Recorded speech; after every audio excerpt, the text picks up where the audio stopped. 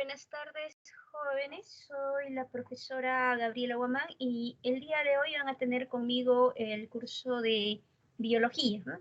El profesor tuvo un inconveniente y no les va a poder hacer la clase del día de hoy. Entonces, en la semana 7 de biología la van a ver conmigo. Les voy a compartir mi pantalla. Por favor, me confirma si se llega a ver o no. Estoy compartiendo mi pantalla.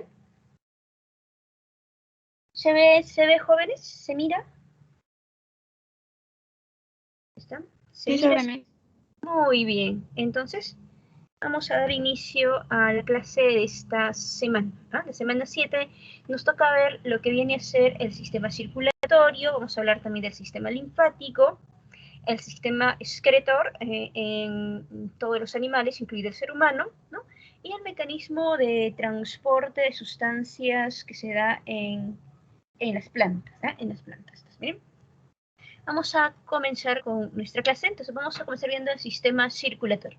En el caso de los animales, aquellos animales cuyo diámetro del cuerpo, para los animales cuyo diámetro del cuerpo es menor a 1 milímetro, ellos no tienen un sistema circulatorio, ellos no presentan sistema circulatorio, no presentan además sistema digestivo.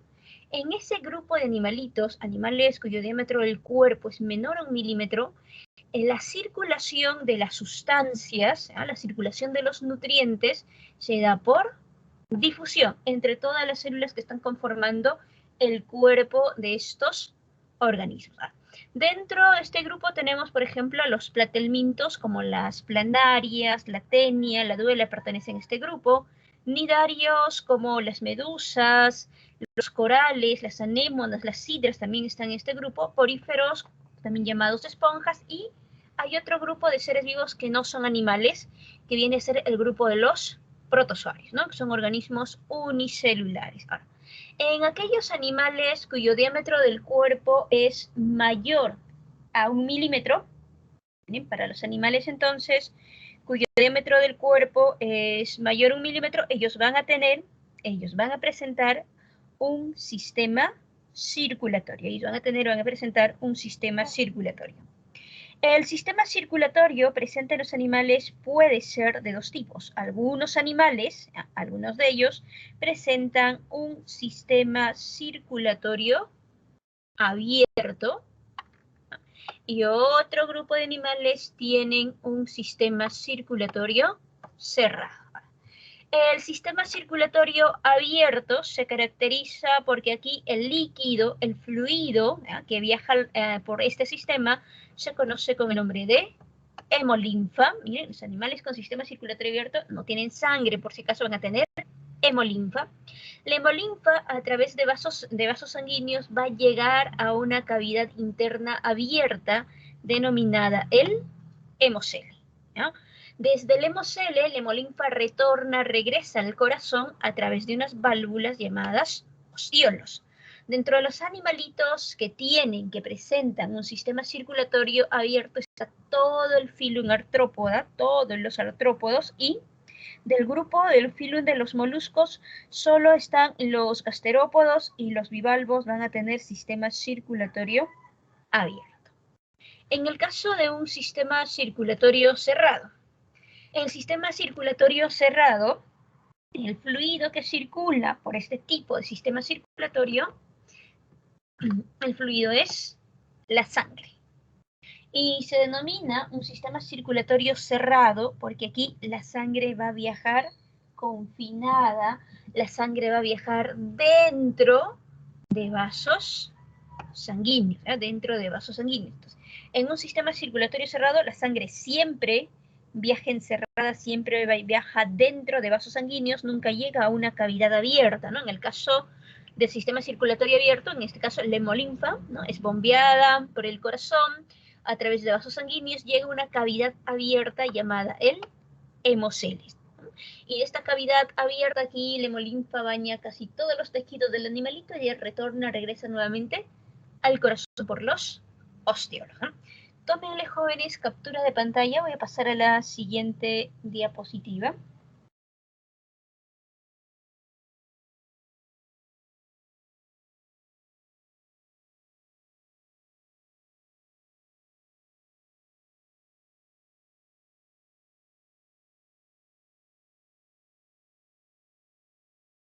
Muy bien. Vamos a pasar a la siguiente diapositiva. Aquí estaban las imágenes. ¿No? En un sistema, antes de pasar a la siguiente diapositiva, en un sistema circulatorio abierto, miren, ahí está, el corazón bombea a través de vasos sanguíneos, bombea la hemolinfa hacia una cavidad abierta. Esta cavidad abierta viene a ser el hemocele. Esta cavidad abierta, le voy a poner el nombre. Esta cavidad abierta donde llega el hemolinfa es el hemocele. Entonces, en un sistema circulatorio abierto, recuerden, el corazón bombea la hemolinfa, a través de vasos sanguíneos, ¿no? La hemolinfa llega a una cavidad interna abierta llamada el hemocele y ahí baña a todos los tejidos, los órganos que están rodeando el hemocele. Y del hemocele, la hemolinfa retorna nuevamente al corazón, pero para poder ingresar al corazón, tiene que atravesar los ostiolos, ¿no? Tiene que pasar por los ostiolos. En el caso de un sistema circulatorio cerrado, el corazón siempre, miren, el corazón siempre, el fluido líquido que bombea es la sangre, el corazón bombea la sangre, y la sangre por todo el cuerpo de estos animales, la sangre por todo el cuerpo siempre va a viajar dentro de vasos sanguíneos. En un sistema circulatorio cerrado, la sangre no llega a una cavidad abierta, sino la sangre siempre viaja encerrada, confinada en vasos sanguíneos. Tómenle, ahora sí, captura de pantalla. Voy a pasar ahora sí a la siguiente diapositiva.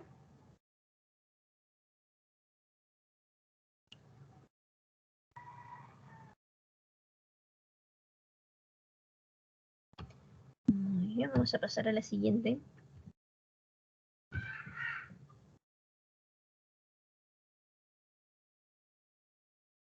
Siguiente diapositiva. Y aquí, miren, aquí vamos a ver, ¿no? El sistema circulatorio de algunos animalitos, ¿eh? Todo este grupo de acá son animalitos invertebrados, ¿no? Cuando veíamos la diapositiva anterior, les mencioné que hay dos tipos de sistema circulatorio, el sistema circulatorio abierto y el sistema circulatorio cerrado. Y también les dije quiénes tenían sistema circulatorio abierto.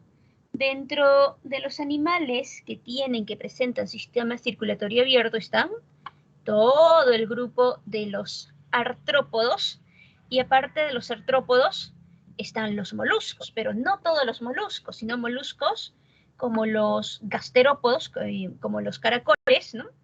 Moluscos gasterópodos como los caracoles, y bivalvos como por ejemplo el chorito, el choro, las almejas, la concha de abanico, la concha negra, pertenecen al grupo de los bivalvos, ¿no? Entonces, aquí, entonces, artrópodos, moluscos no todos, el grupo de los gasterópodos y el grupo de los bivalvos, todo ese grupo, sistema circulatorio abierta, tienen ellos, ahí también tienen una circulación abierta, ¿no? Circulación abierta.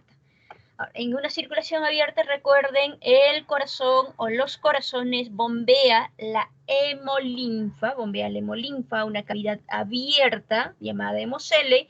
Ahí la hemolinfa baña los tejidos que rodean el hemocele y regresa al corazón la hemolinfa a través de unas válvulas llamadas ostiolos. El otro tipo de sistema circulatorio es el sistema circulatorio cerrado.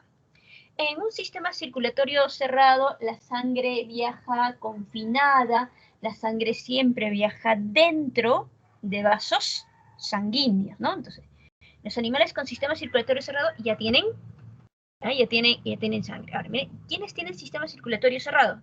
Está el grupo de los anélidos como la lombriz de tierra, los poliquetos, las sanguijuelas, tienen este tipo de sistema circulatorio cerrado. Aparte de los anélidos, los equinodermos como por ejemplo la estrella de mar, también tienen sistema circulatorio cerrado. Miren, tómenle captura de pantalla, para pasar a la siguiente diapositiva.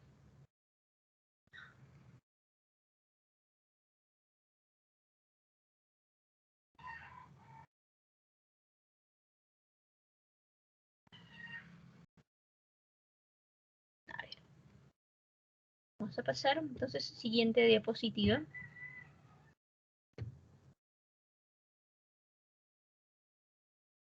Y ahora vamos a ver en otro grupo de animales, vamos a ver en el caso de los animales vertebrados. Miren. Sistema circulatorio abierto, moluscos, el grupo gasterópodos y bivalvos, y el sistema circulatorio cerrado lo encontramos, ¿no?, en anélidos, lo encontramos en los equinodermos, y dentro del grupo de los moluscos, los cefalópodos, en el grupo de los cefalópodos, pulpos, calamares, ellos también tienen un sistema circulatorio cerrado. Aparte de ellos, todo el grupo de los vertebrados, todos los animales con columna vertebral, también van a presentar, también van a tener un sistema circulatorio cerrado. Todos los vertebrados, todo el grupo de los vertebrados, ¿no?, presentan también sistema circulatorio cerrado. En el grupo de los vertebrados, por ejemplo, encontramos a los peces, los anfibios, los reptiles, las aves, los mamíferos. En todos ellos, recuerden, sistema circulatorio cerrado. Y nosotros pertenecemos al grupo de los mamíferos. Ahora, en los vertebrados, la circulación puede ser simple o doble. Bien, esto es solo para los vertebrados. Ahora, de todos los animales que tienen circulación cerrada, solo en el grupo de los vertebrados, solo en el grupo de los vertebrados, la circulación puede ser simple o puede ser doble. ¿Cuándo es una circulación cerrada simple? Es simple cuando la sangre, al hacer un recorrido completo por el cuerpo, pasa una sola vez por el corazón. Y es una circulación doble cuando la sangre, al hacer un recorrido completo por el cuerpo, pasa 2 veces por el corazón. Además, en los vertebrados, la circulación también puede ser completa o incompleta. ¿Cuándo es una circulación completa? Es circulación completa cuando en el corazón no hay mezcla de sangre, ¿ya? Y es una circulación incompleta, cuando en el corazón hay mezcla de sangre. ¿Y qué sangre se puede mezclar y qué sangre no? Son las que se mezclan y las que no se mezclan.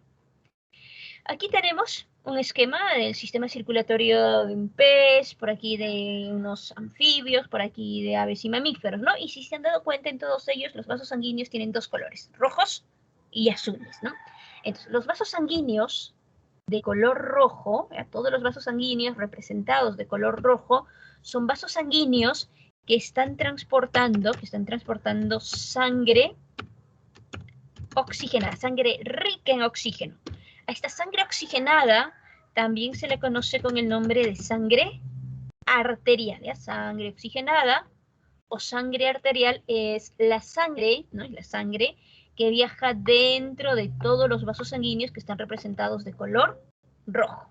Ahora, mientras que los vasos sanguíneos representados de color azul van a estar transportando sangre desoxigenada, sangre pobre en oxígeno, ¿no?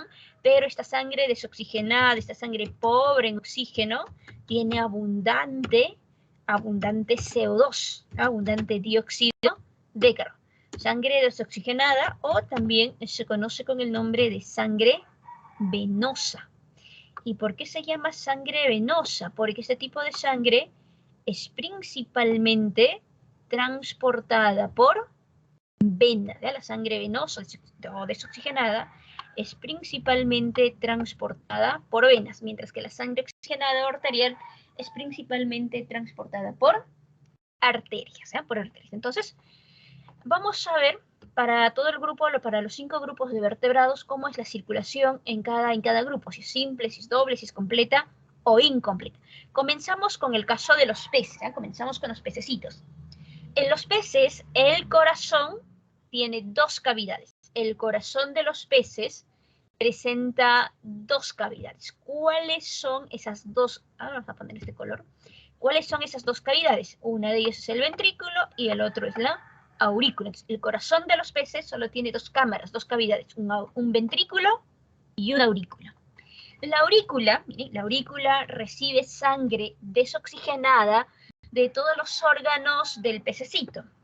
Esta sangre desoxigenada llega a la aurícula lo bombea al ventrículo y el ventrículo bombea esta sangre desoxigenada hacia las branquias. Las branquias participan en el intercambio gaseoso, ¿no? A nivel de branquias se da el intercambio gaseoso. La sangre que está llegando a branquias es sangre desoxigenada, pero la sangre que va saliendo de branquias es sangre oxigenada.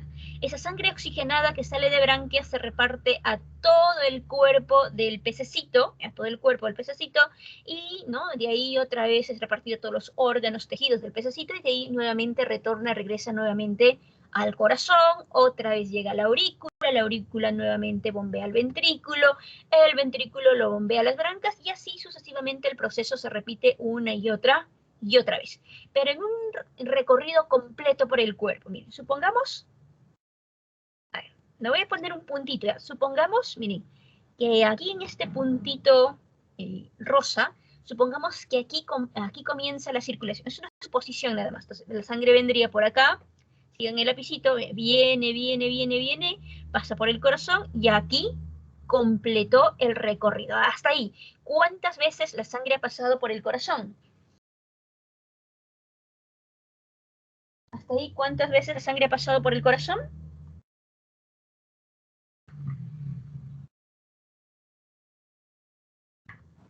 Una vez. ¿Ha pasado? ¿No? Miren, aquí en el puntito rosa, comienza ahí, lo volvemos a repetir, miren, viene por aquí, la sangre circula, pasa por el corazón y llegó al puntito, completó un recorrido completo. Hasta ahí, ¿cuántas veces pasó por el corazón? ¿Solo ha pasado? Una vez. Aquí está, ¿no? Mira, aquí está el corazón. Aquí, solo ha pasado una vez, ¿verdad? Solo una vez. Entonces, si ha pasado una sola vez por el corazón, la circulación es, cuando pasa una vez, cuando pasa una sola vez, la circulación es simple. ¿Ya? La circulación es simple. Por eso los peces tienen una circulación simple. Ahora miren el corazón, aquí está el corazón, aurícula y ventrículo. ¿Qué tipo de sangre está pasando por el corazón? Solo está pasando sangre desoxigenada, ¿no? Por el corazón de los peces únicamente pasa sangre desoxigenada, únicamente sangre desoxigenada. ¿Qué significa esto? Que como por el corazón de los peces jamás va a pasar sangre oxigenada, esto significa que aquí nunca va a haber mezcla de sangre. Y si no hay mezcla de sangre, la circulación es, recuerden, cuando no hay mezcla, es completa. Por esa razón, los peces tienen una circulación cerrada, simple y completa. Recuerdo, simple, porque en un recorrido completo por el cuerpo, la sangre ha pasado una vez por el corazón, y completa porque en el corazón no hay mezcla de sangre. En el caso de los anfibios y reptiles, ¿no? Anfibios como sapos, ranas, reptiles como las lagartijas, las tortugas, las serpientes, reptiles excepto el grupo de los cocodrilianos, ¿ya? En el grupo de los reptiles no vamos a estar tomando en cuenta, lo voy a poner de color verde. Reptiles, lo voy a escribir en este lado, excepto cocodrilianos, excepto el grupo de los cocodrilianos. Y por ahí quizás alguien se pregunte, ¿y quiénes son los cocodrilianos? Los cocodrilos y caimanes, ¿ya? Cocodrilos y caimanes pertenecen al grupo de los cocodrilos. Entonces, anfibios y reptiles, pero en el grupo de los reptiles, sin tener en cuenta al grupo de los cocodrilianos, ¿no? Al grupo de los cocodrilianos. Entonces, para todos ellos, ¿cómo va a ser la circulación? Miren, anfibios y reptiles, excepto cocodrilianos, tienen un corazón, aquí lo observamos mejor en la parte derecha, tienen un corazón con 3 cavidades. Tienen un corazón que tiene 2 aurículas, tiene una aurícula derecha y una aurícula izquierda y un solo ventrículo. Miren, anfibios y reptiles, excepto cocodrilianos, tienen un corazón con 3 cavidades, ¿ya? Tienen un corazón con 3 cámaras. El corazón tiene 2 aurículas, una derecha y otra izquierda, y un solo ventrículo. Un solo ventrículo. Ahora, miren, la aurícula derecha recibe sangre desoxigenada. La aurícula derecha recibe sangre desoxigenada de todo el cuerpo, ¿no? Del animalito. De ahí la sangre va al único ventrículo que tienen y del ventrículo la sangre se bombea a los pulmones en caso de reptiles y sacos pulmonares para los anfibios. Pulmones o sacos pulmonares se da el intercambio gaseoso y la sangre que sale de esos órganos es sangre oxigenada, sangre rica en oxígeno, y esa sangre que está saliendo de esos órganos respiratorios regresa al corazón, ¿ya? Regresa al corazón, pero regresa a la aurícula izquierda. De aurícula izquierda pasa al único ventrículo que tienen y del ventrículo otra vez esa sangre se bombea al resto del cuerpo y el proceso se vuelve a repetir. Ahora miren, vamos a ver cuántas veces pasa en una circulación la sangre por el corazón de estos animalitos. A ver, le voy a colocar aquí el puntito rosa, supongamos, es una suposición nada más, supongamos que aquí está comenzando la circulación en estos animalitos. Miren, comienza aquí, la sangre viene, se va a los pulmones o sacos pulmonares, se da el intercambio gaseoso, de ahí la sangre sale, va al corazón, ¿no? Del corazón a la aurícula izquierda, de aurícula izquierda a ventrículo, se bombea todo el cuerpo, ¿no? De los diferentes órganos que forman el cuerpo, estos animalitos, se recoge la sangre, pero en forma de sangre desoxigenada. Esa sangre retorna al corazón, a la aurícula derecha pasa al ventrículo, luego es bombeado y llega aquí completo, ahí. ¿Cuántas veces hasta ahí ha pasado la sangre por el corazón para anfibios y reptiles? ¿Cuántas veces ha pasado? Dos veces. Correcto, dos, ¿no? Una vez cuando se fue a los pulmones y la segunda vez para ser bombeada al resto del cuerpo. Pasó dos veces. Entonces, como la sangre pasó dos veces en una circulación completa por el cuerpo, anfibios y reptiles, excepto cocodrilianos, tienen una circulación cerrada doble, ¿no? Es una circulación cerrada doble cuando la sangre pasa dos veces por el corazón. Ahora, el corazón de este grupo de animalitos solo tiene tres cavidades, dos aurículas y un solo ventrículo. La aurícula derecha recibe sangre desoxigenada, la aurícula izquierda recibe sangre oxigenada y el ventrículo recibe la sangre que viene de las dos aurículas. ¿Qué significa? Que al ventrículo llega, al único ventrículo que tienen, llega sangre desoxigenada y también está llegando sangre oxigenada.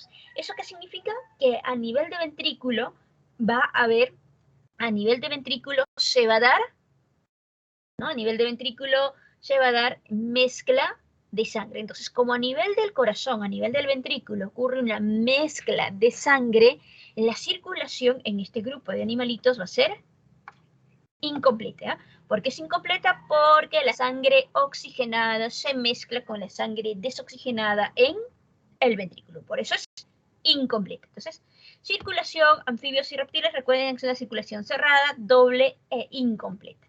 En el caso de las aves y mamíferos, las aves y mamíferos... Una consultita.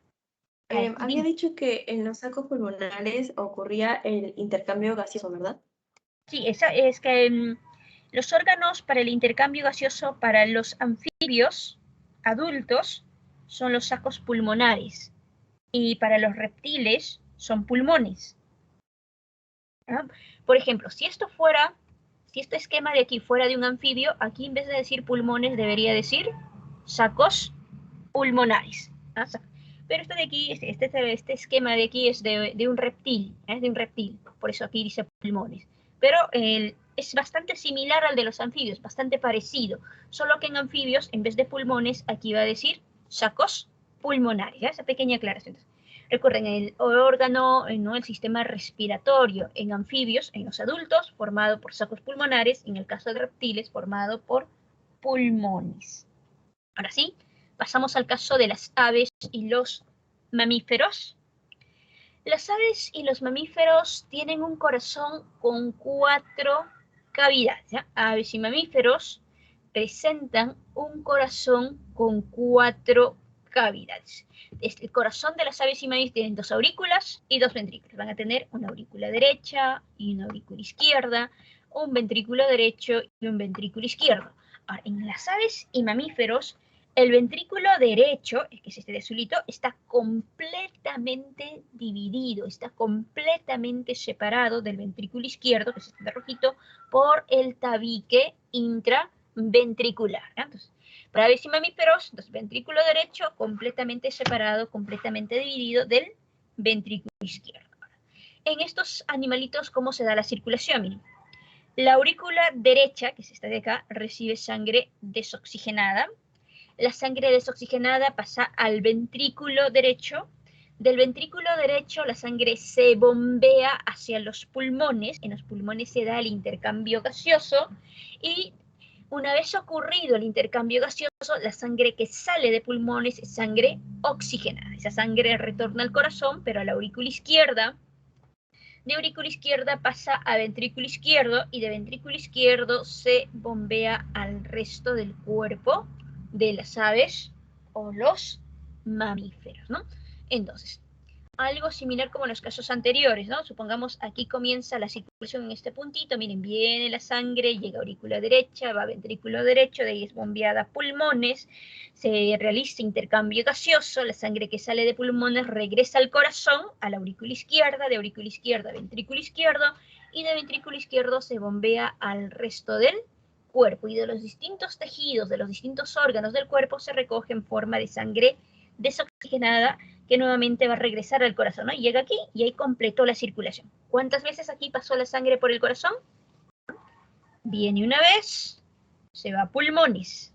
De pulmones regresa a corazón para ser bombeada al resto del cuerpo. ¿Cuántas veces pasó?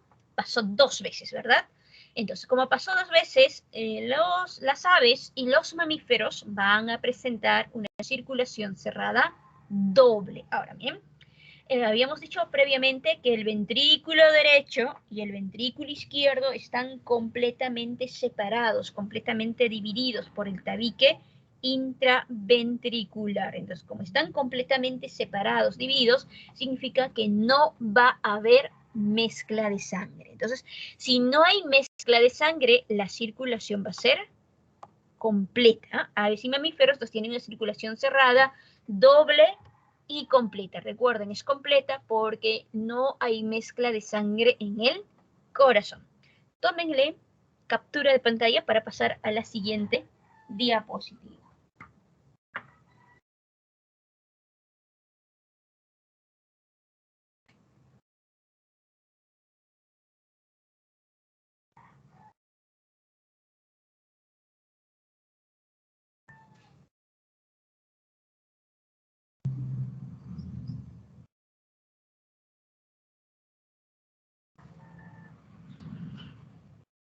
Y vamos a pasar a la siguiente diapositiva.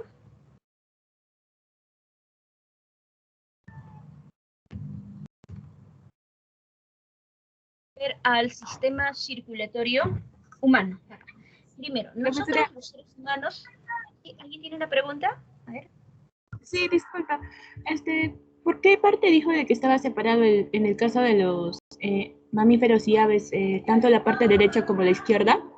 ¿Qué era? Ya. El ventrículo derecho y el ventrículo izquierdo, mira aquí está. Ventrículo derecho, ventrículo izquierdo, separados por esta estructura de aquí de color naranjita bien clarito. Esto. Se llama el tabique intraventricular. ¿Sí? ¿Por qué?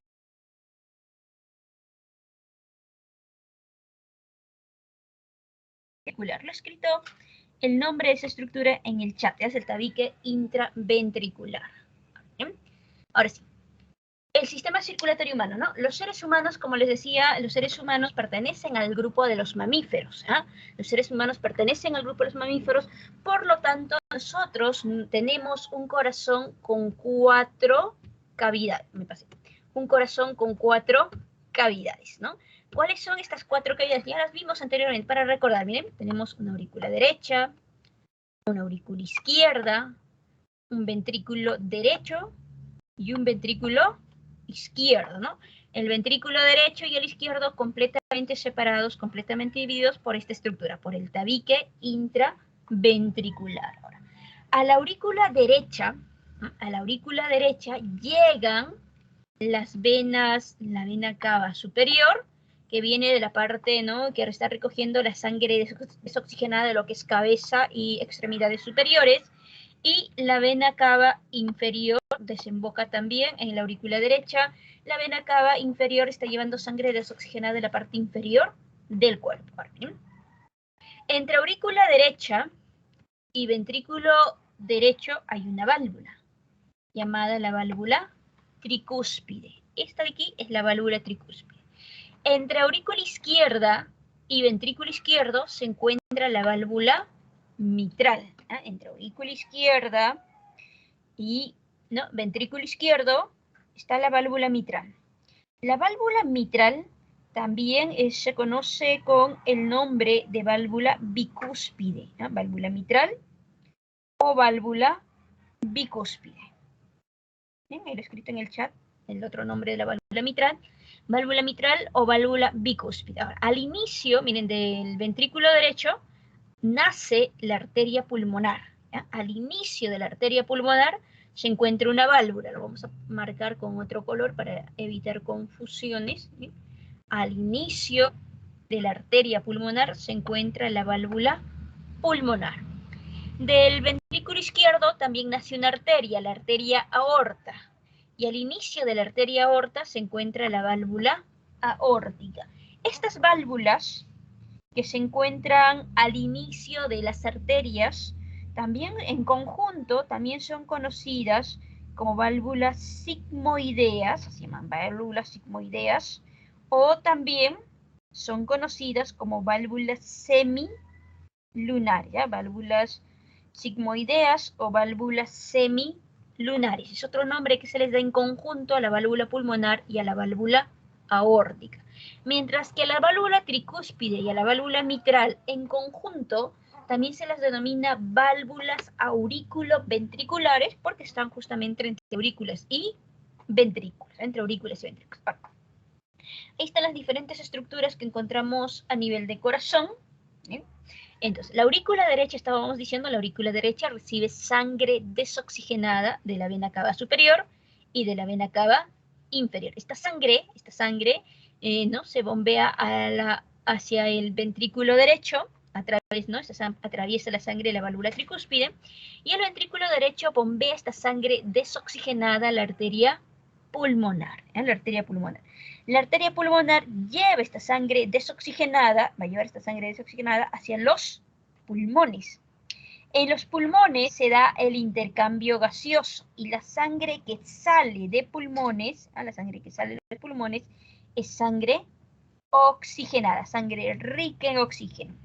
Esta sangre oxigenada es recogida por venas, es recogida por las venas pulmonares que terminan llevando esa sangre oxigenada hacia el corazón otra vez, pero llega a la aurícula izquierda. De aurícula izquierda, a través de la válvula mitral, pasa al ventrículo izquierdo y del ventrículo izquierdo es bombeado hacia la arteria aorta que distribuye esa sangre oxigenada al resto de órganos que están formando nuestro organismo, que están formando nuestro cuerpo. Algo así sería entonces la circulación. Ahora, el corazón se considera un órgano miogénico. El corazón se considera un órgano miogénico. ¿Qué significa esto? Significa que el corazón es capaz de realizar su propio movimiento sin estímulo del sistema nervioso.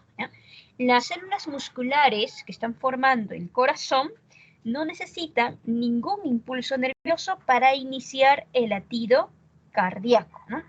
Este sistema que inicia el movimiento del corazón viene a ser conocido como el sistema nodal. Es el sistema nodal. El sistema nodal es el sistema, que inicia el movimiento en el corazón, el sistema a cargo del movimiento del corazón. Ahora, el corazón tiene dos movimientos, un movimiento de contracción, que es conocido como la sístole, y un movimiento de relajación, que es conocido como la diástole. Entonces, tenemos dos movimientos, la sístole puede ser un movimiento de contracción, lo escribimos ahí, y tenemos a la diástole, que es un movimiento de relajación. Esos son los dos movimientos que ocurren, que se dan a nivel de corazón, sístole y diástole. Y en el movimiento del corazón, ahí participa el sistema nodal. Ahora, el sistema nodal está formado por el nódulo sinusal. El sistema nodal está formado por el nódulo sinusal, que se encuentra en la parte superior de la aurícula derecha. Miren, aquí tenemos en la parte izquierda, aquí tenemos, ¿no?, un corazón, un corte transversal de un corazón. El nódulo sinusal más o menos estaría ubicándose por acá. Más o menos a esa altura se ubicaría el nódulo sinusal. Nódulo sinusal, o también llamado el marcapaso número 1, ¿ya? Y es la estructura encargada de iniciar el movimiento en el corazón. Quien inicia el movimiento del corazón es el nódulo sinusal. Ahora, el movimiento iniciado por el nódulo sinusal se transmite al nódulo que está entre la aurícula derecha y el ventrículo derecho. Este nódulo que está entre aurícula derecha y ventrículo derecho se llama el nódulo atrioventricular. Entonces, el movimiento iniciado en el nódulo sinusal se transmite al nódulo atrioventricular, pero para transmitirse atraviesa estas tres fibras, que son las fibras internodales, porque están entre los nodos, ¿no? Y también del nódulo sinusal, miren, nace un fascículo, nace esta fibra, que es un fascículo, que lleva el movimiento a la aurícula izquierda, ¿no?, para que ésta pueda contraerse o pueda relajarse, ¿no? Este de aquí, el que está llevando, esta fibra que está llevando, ¿no?, que está llevando en este caso el movimiento a la aurícula izquierda, se conoce con el nombre de del fascículo,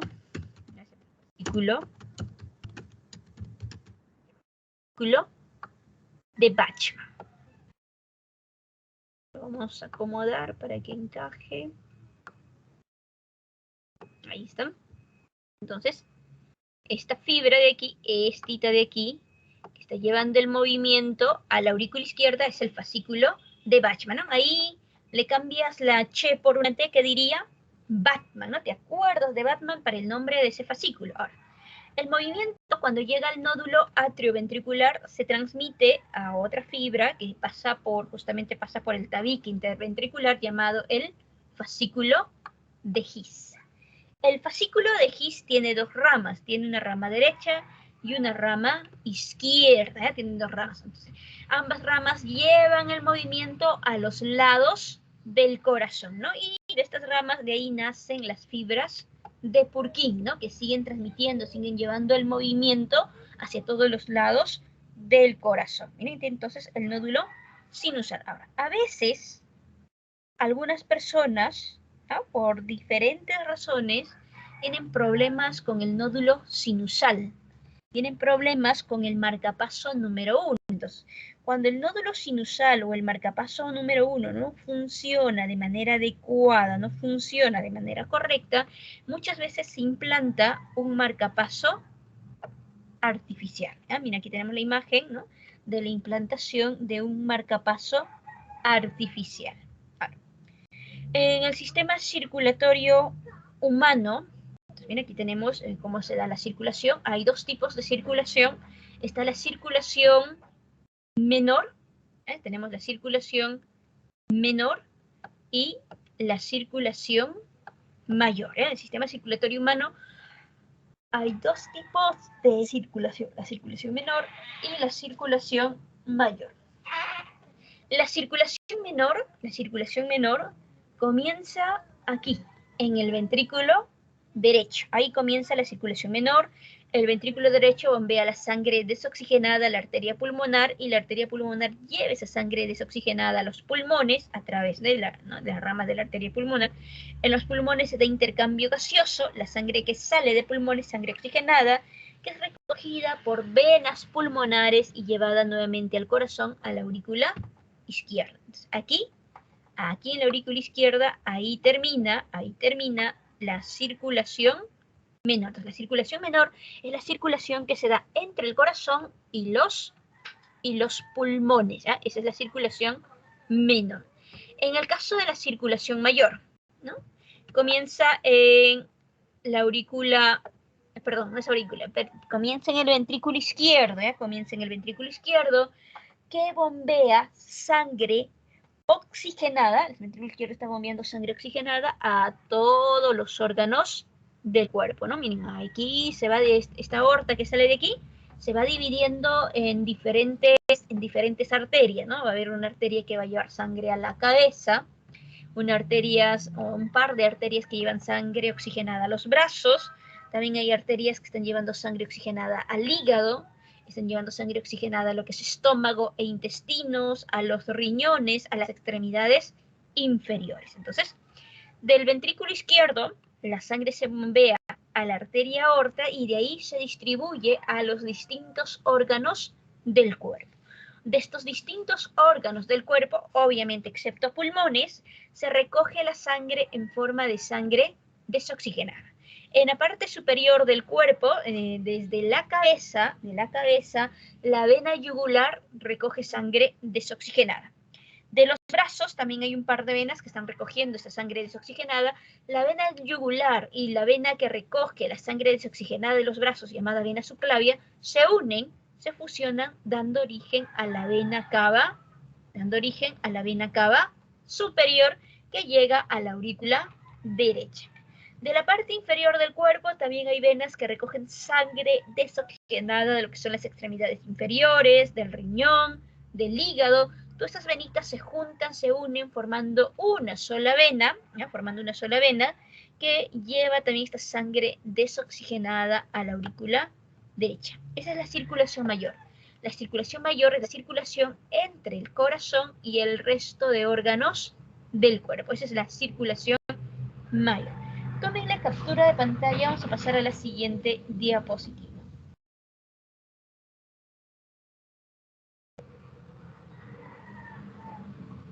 Profesora, disculpe, una consulta. ¿De qué manera el marcapasos ayuda a que el movimiento del corazón pueda estar en su correcto funcionamiento?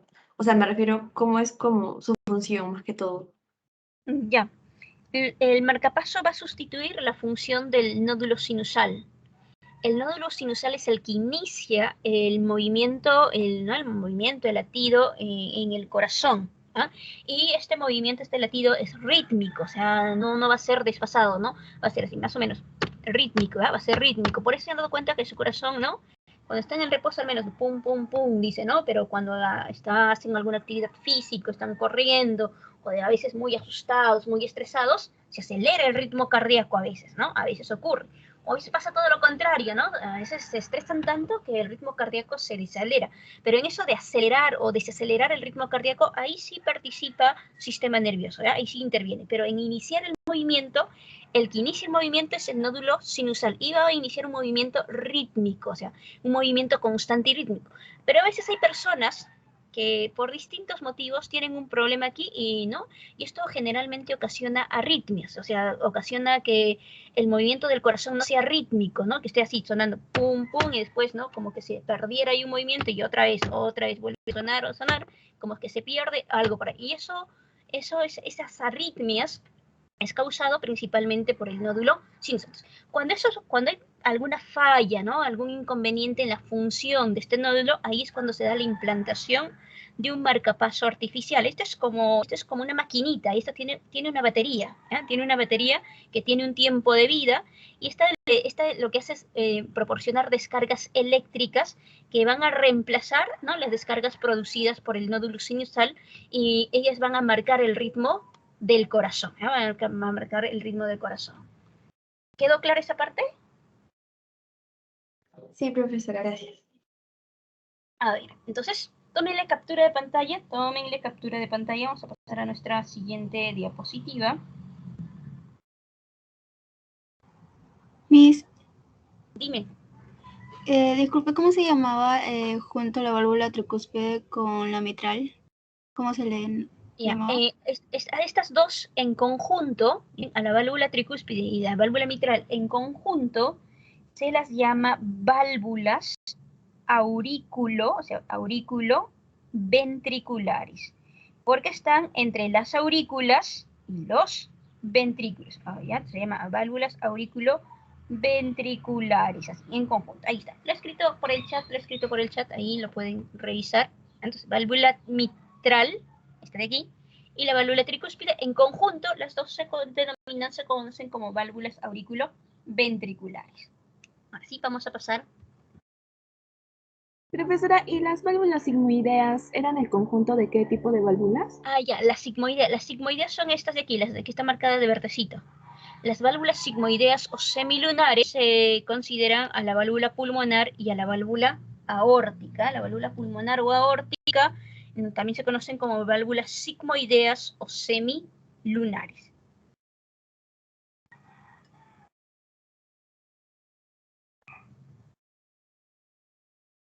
Bien, ahora sí, avanzamos.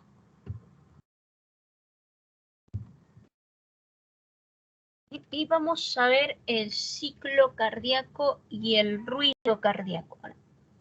El ciclo cardíaco, ¿ya? El ciclo cardíaco tiene 4 pasos generales, el ciclo cardíaco, ¿no? El ciclo cardíaco se va a dar entre una diástole y una sístole, ahí se da el ciclo cardíaco. Durante el ciclo cardíaco, ¿no? En el ciclo cardíaco lo que va a ocurrir es, ¿no? Que va a ser un ciclo en el cual la sangre llega al corazón, primero a las aurículas, de aurícula pasa a ventrículo, de ventrículo se bombea al resto del cuerpo y nuevamente vuelve a llenarse, vuelve a llegar a lo que son las aurículas. Eso está ocurriendo entre el ciclo cardíaco. Presenta 4 fases, ¿eh? 4 fases generales. Tiene la fase, ¿ya? La fase de la primera fase del ciclo cardíaco, lo vamos a marcar por aquí. La primera fase del ciclo cardíaco, la fase número 1, es la fase del llenado ventricular. Es la primera fase, la fase del llenado ventricular. ¿Qué ocurre durante la fase del llenado ventricular?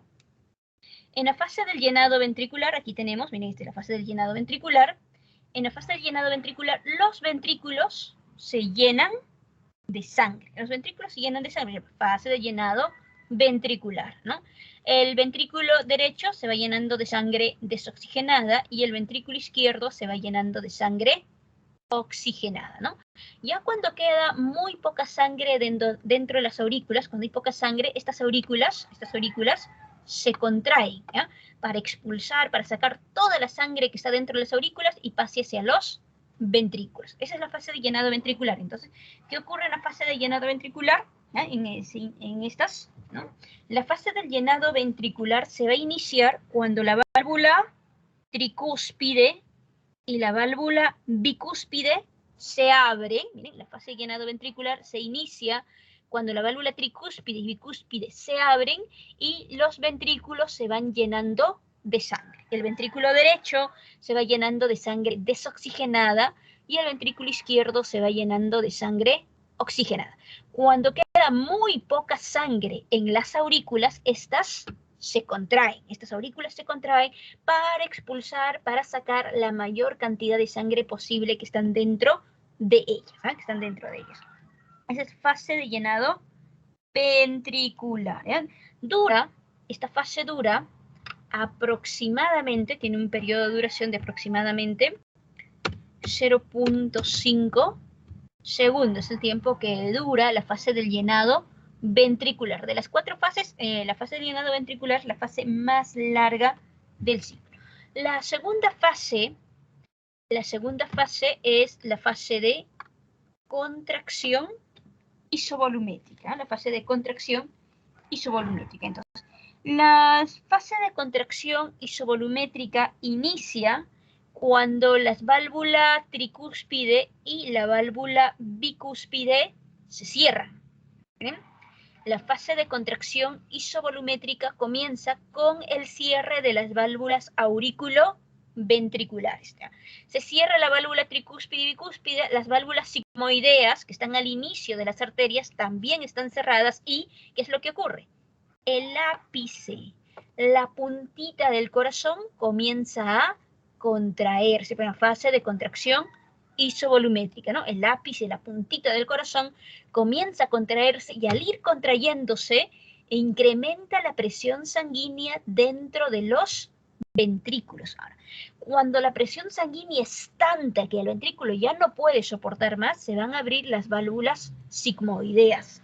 Y cuando se abren las válvulas sigmoideas, comienza la tercera fase del ciclo, que es la fase de eyección, ¿ya? Que es la fase de eyección. Entonces, la fase de eyección comienza con la apertura, la fase de eyección inicia con la apertura de las válvulas sigmoideas. Se abre la válvula sigmoidea pulmonar y la sangre desoxigenada del ventrículo derecho ingresa a la arteria pulmonar. Se abre la válvula sigmoidea aórtica y la sangre oxigenada del ventrículo izquierdo ingresa hacia la arteria aorta. Entonces, en la fase de eyección, ¿qué es lo que va a ocurrir? En la fase de eyección, los ventrículos, miren, ahí están, los ventrículos continúan contrayéndose, los ventrículos continúan en sístole para sacar la mayor cantidad de sangre posible de ambos ventrículos, ¿no? Del ventrículo derecho va a ir a la arteria pulmonar y del ventrículo izquierdo va hacia la arteria aorta. Cuando ya no queda sangre en los ventrículos, cuando ya no queda casi nada de sangre, las dos válvulas sigmoideas se cierran casi al mismo tiempo, ¿no?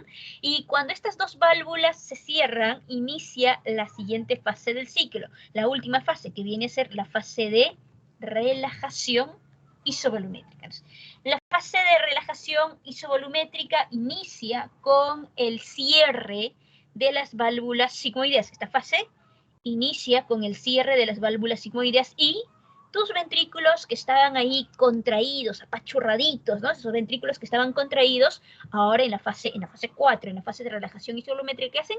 Comienzan a relajarse. Por eso se llama fase de relajación isovolumétrica. Y comienzan a relajarse, ahí comienza la diástole de los ventrículos. Mientras los ventrículos se van relajando, las aurículas se van llenando nuevamente de sangre para que otra vez se repita el ciclo, para que nuevamente se repita el ciclo. Miren, este ciclo, el ciclo cardíaco, tiene un promedio de duración de 0.9 segundos, el tiempo aproximado que dura el ciclo cardíaco. Dentro de las 4 fases, la fase más larga es la fase del llenado ventricular, que dura 0.5 segundos. La fase de contracción isovolumétrica dura aproximadamente 0.1 segundo, o sea, casi nada. La fase de eyección dura aproximadamente 0.2 segundos, es la segunda fase más larga del ciclo. Y la cuarta fase también dura 0.1 segundos. Ahora, ¿bien? Entonces, a ver, rapidito, en resumen, para repetir. La fase del llenado ventricular inicia con la apertura de válvulas auriculoventriculares, ¿no? Estas válvulas se abren y la sangre desoxigenada de la aurícula derecha ingresa al ventrículo derecho. La válvula bicúspide se abre y la sangre oxigenada de aurícula izquierda ingresa al ventrículo izquierdo.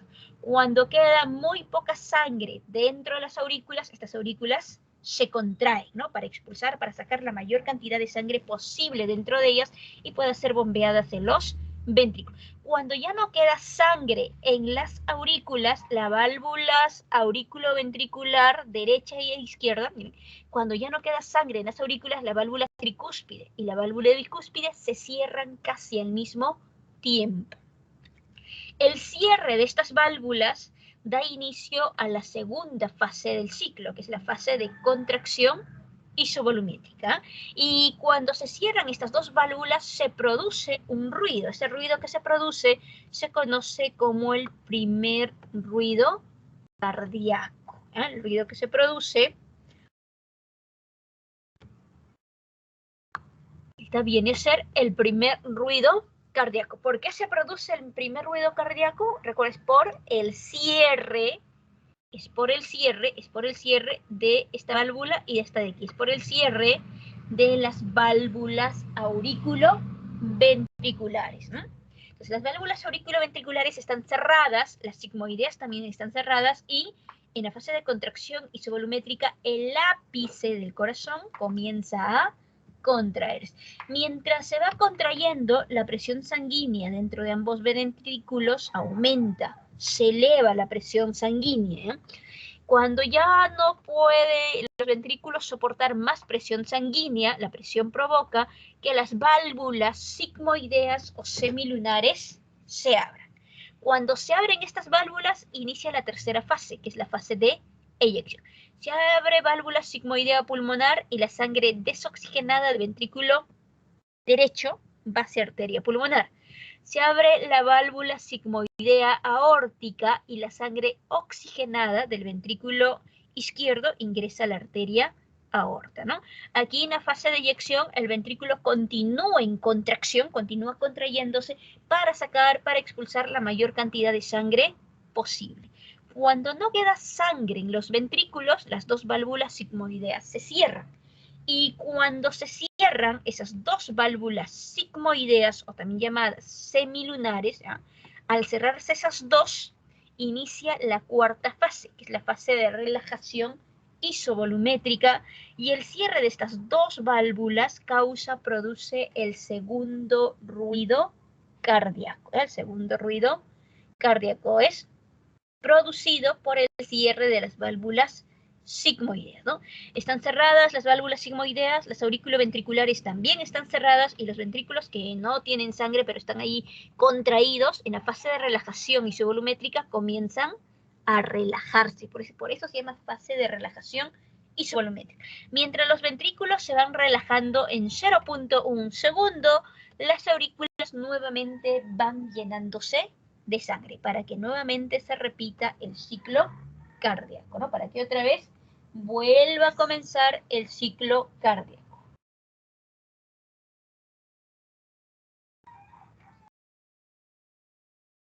Miren aquí en la parte derecha tenemos una imagen, ¿no? Con los sonidos que se producen en el corazón. Este es el primer ruido cardíaco, la S1, el segundo ruido cardíaco, la S2, ¿no? Profesora, una pregunta. Dime.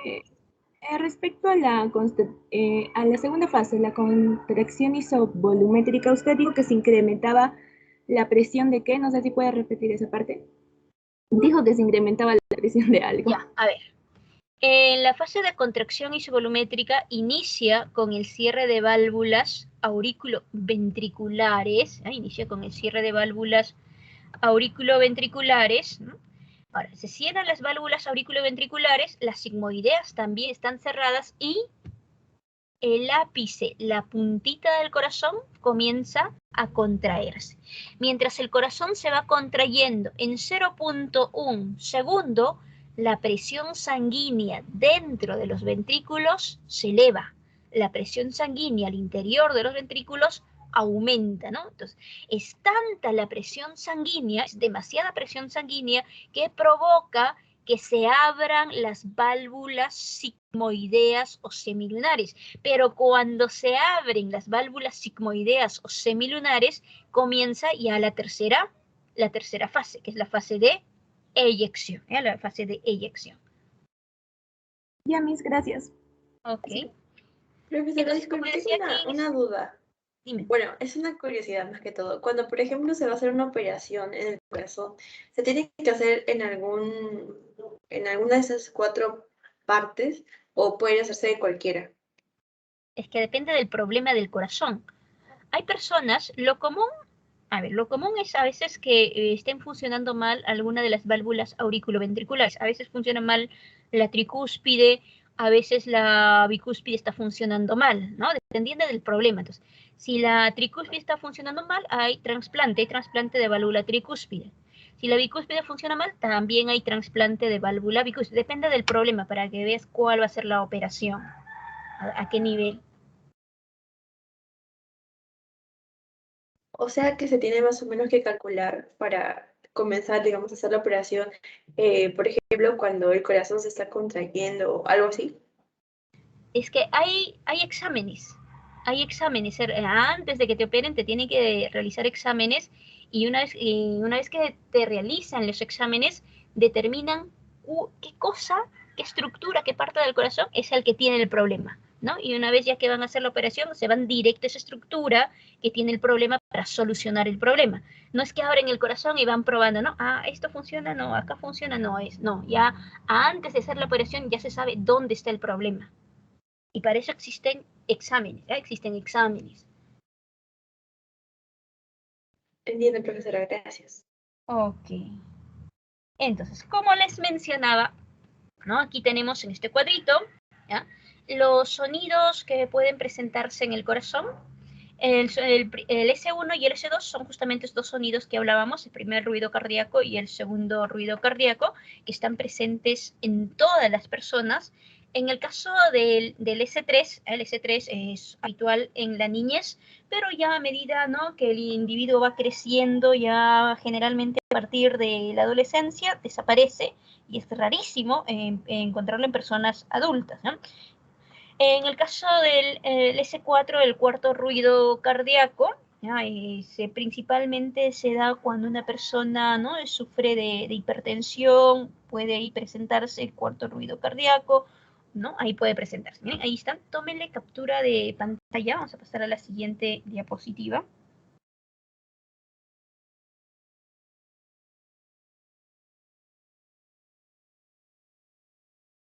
Ahí vamos a avanzar a la siguiente.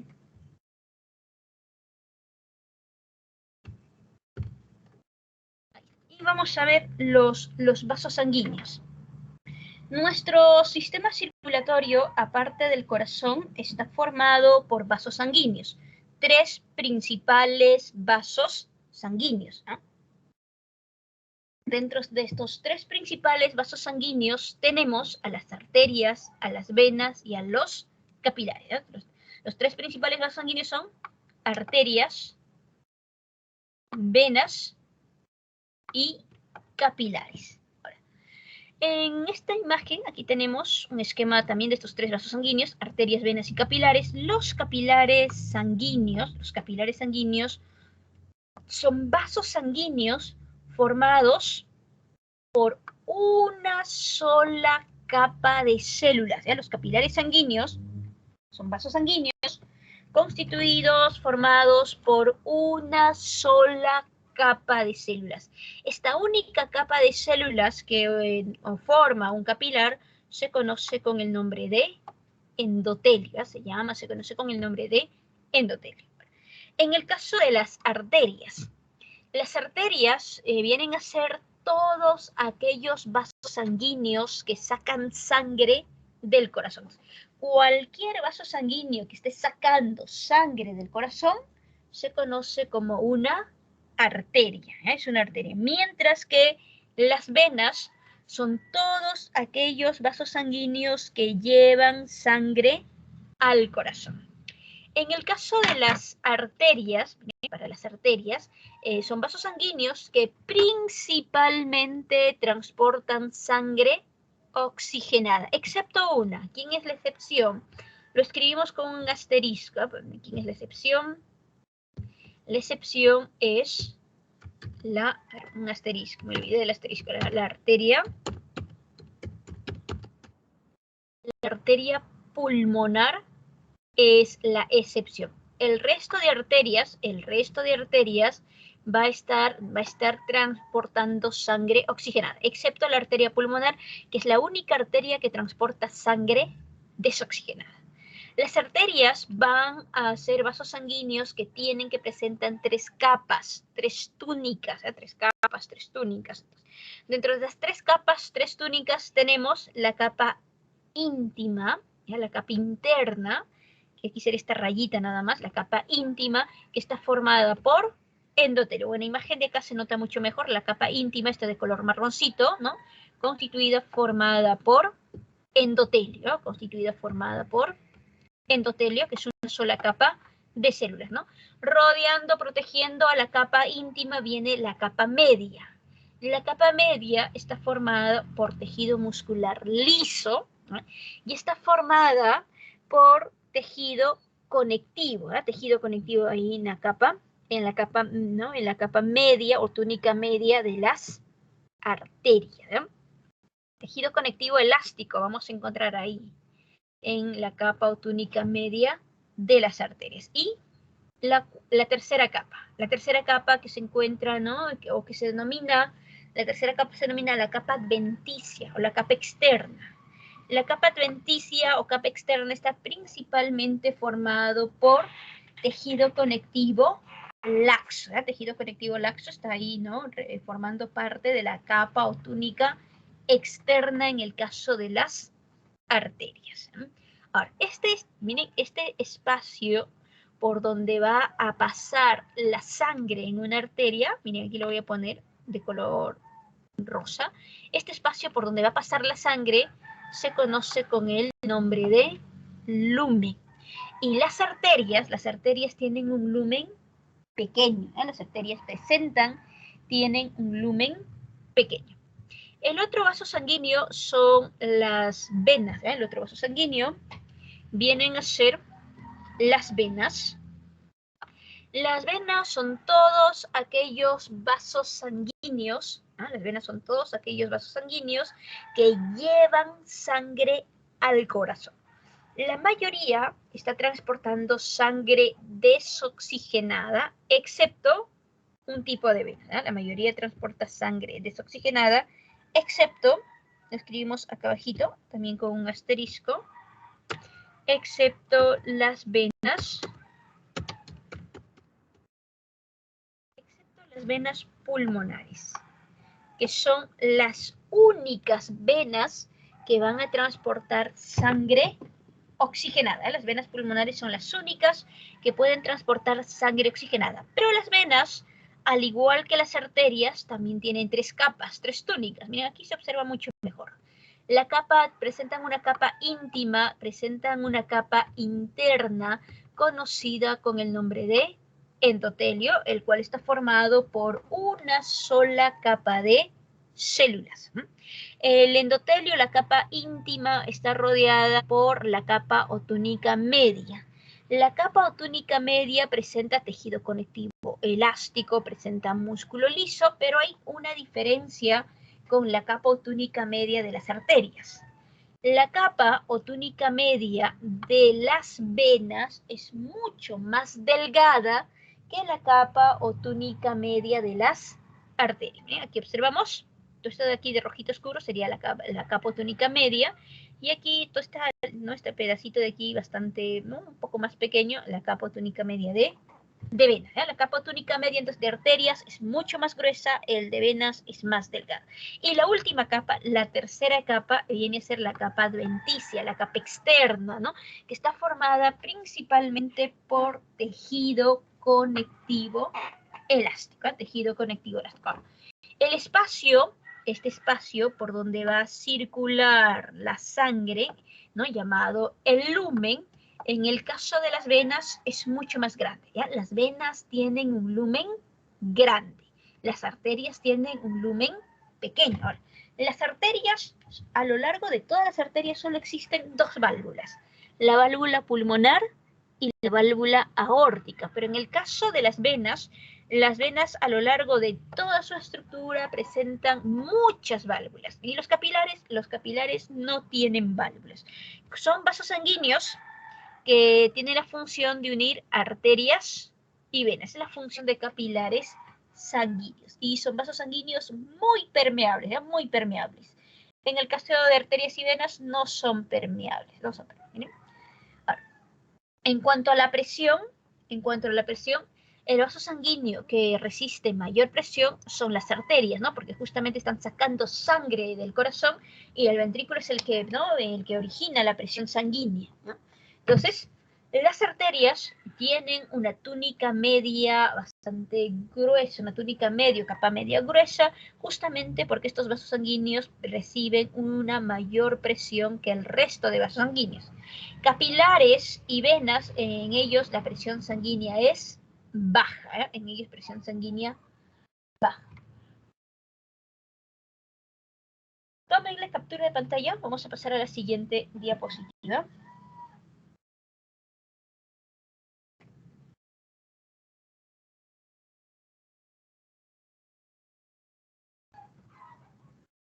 Bien.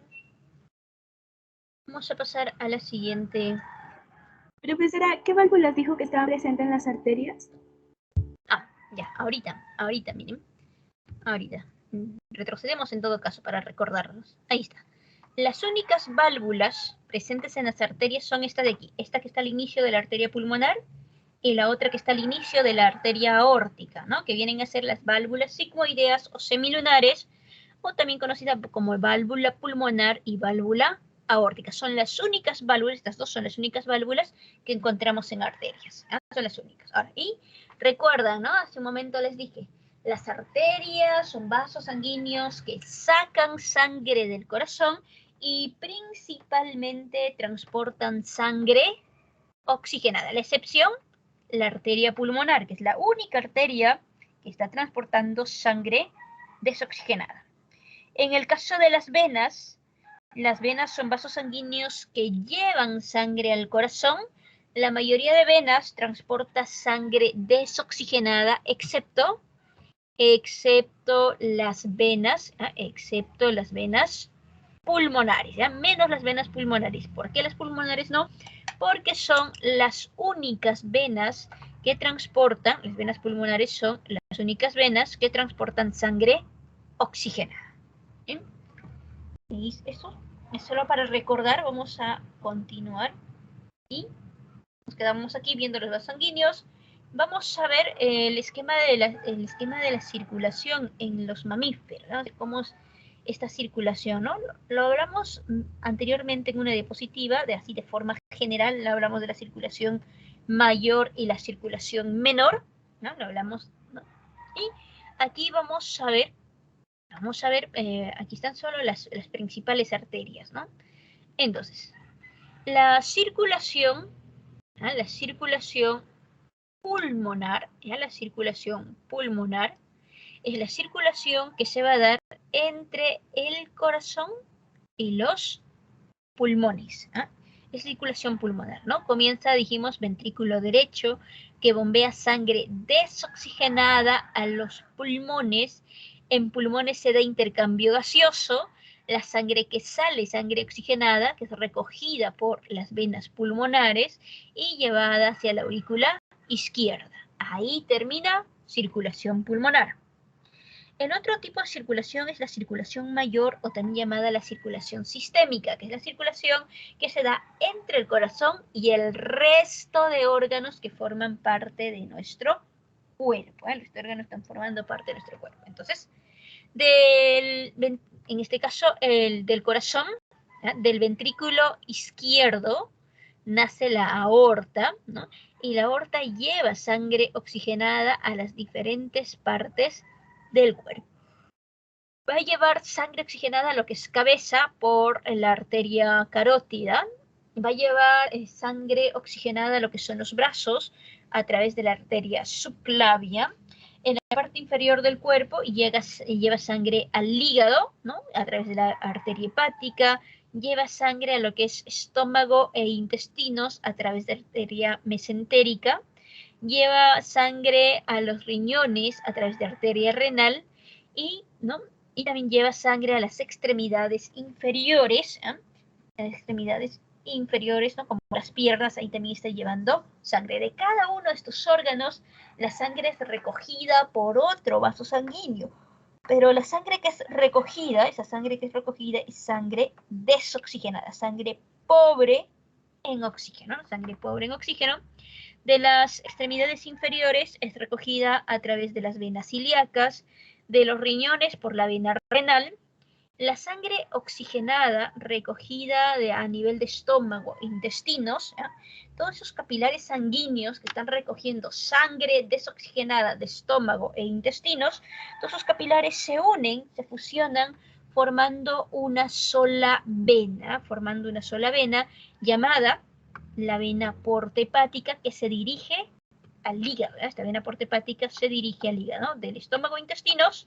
Esa red de capilares se juntan, se fusionan, forman una sola vena que va hacia el hígado y antes de llegar al hígado se vuelve a ramificar en muchos capilares.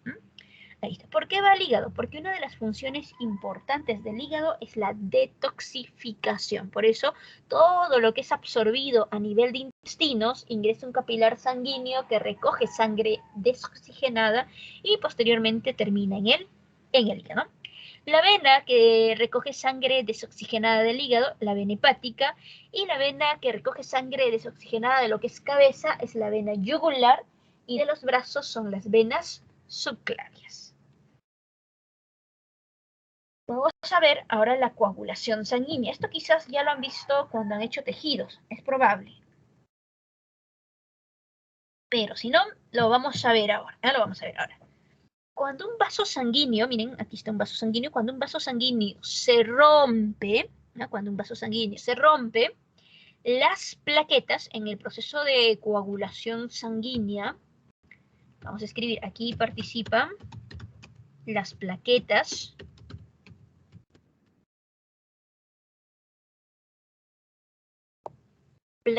o trombocitos, ¿no? Que recuerden, no son células, sino son los restos de una célula gigante llamada el megacariocito. Entonces, cuando un vaso sanguíneo se rompe,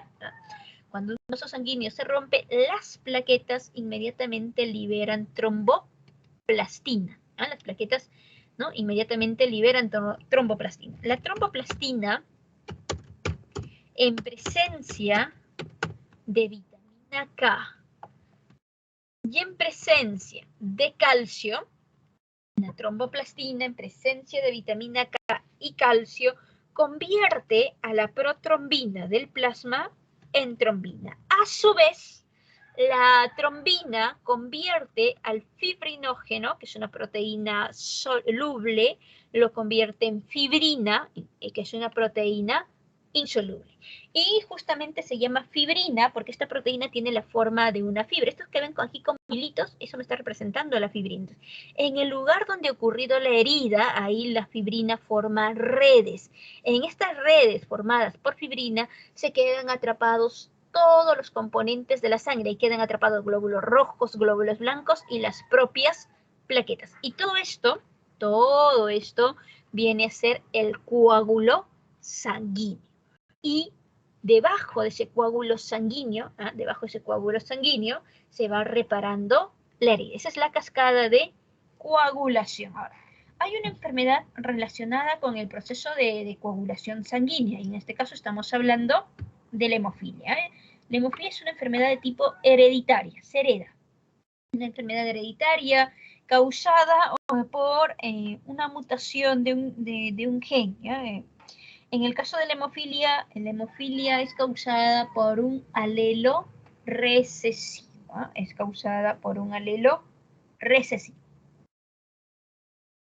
Aquí en la imagen inferior tenemos, miren, lo que ocurre, ¿no? Cuando hay una coagulación normal y cuando una persona sufre de hemofilia. En una coagulación normal, una persona se hace una heridita en el vaso sanguíneo, ¿no? En cualquier vaso sanguíneo se hace una heridita, inmediatamente sus plaquetas se activan, inmediatamente las plaquetas se activan e inician toda esta cascada de coagulación, ¿ya? Inician toda esa cascada de coagulación. Ahora, para que se dé toda esta cascada de coagulación, no solo interviene la vitamina K y el calcio, también participan distintos factores, distintos factores de coagulación, ¿no?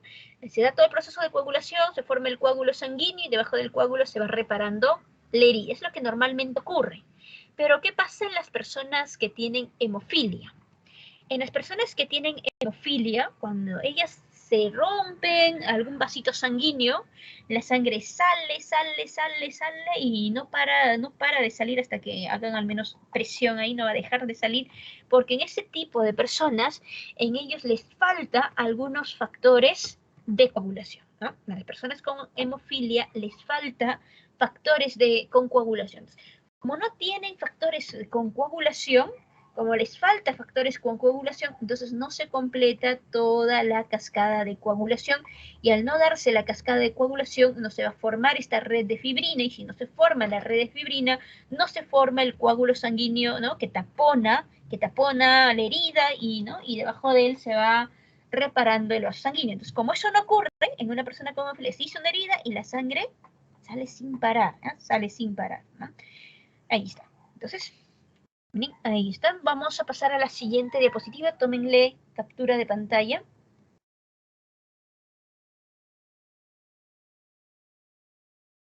Tómenle captura de pantalla. Vamos a avanzar a la siguiente diapositiva. Miss, Dime. disculpe, tengo una duda. ¿Y en los diabéticos se ve algo parecido que como en la hemofilia, con la coagulación de la sangre? No necesariamente. Lo que pasa es que en los diabéticos es que la glucosa, ¿no? Que debería ingresar a las células para que a partir de ellas se forme, se genere ATP, como en ellos no tienen insulina o tienen resistencia a la insulina, dependiendo del tipo de diabetes, ¿no? Dependiendo, entonces esa glucosa se queda en la sangre, se queda en la sangre y circulando por los vasos sanguíneos, va circulando y lo que va a provocar es que, ¿no? A la larga va a ir atrofiando estos vasos sanguíneos, ¿ya? Va a ir atrofiando, ¿no? Y también en ellos, ¿no? Como tienen mucha glucosa en sangre, cuando se hacen una herida, no es que no haya coagulación, sí se da la coagulación, pero el problema es que la herida no sana rápido, ¿ya? La herida no sana rápido en las personas, ¿no? Que sufren de diabetes, ¿ya? Diabetes. Porque tienen problemas básicamente con la circulación, es porque hay demasiada glucosa en sangre, ¿ya? Gracias, Miss. Vamos a pasar a la siguiente.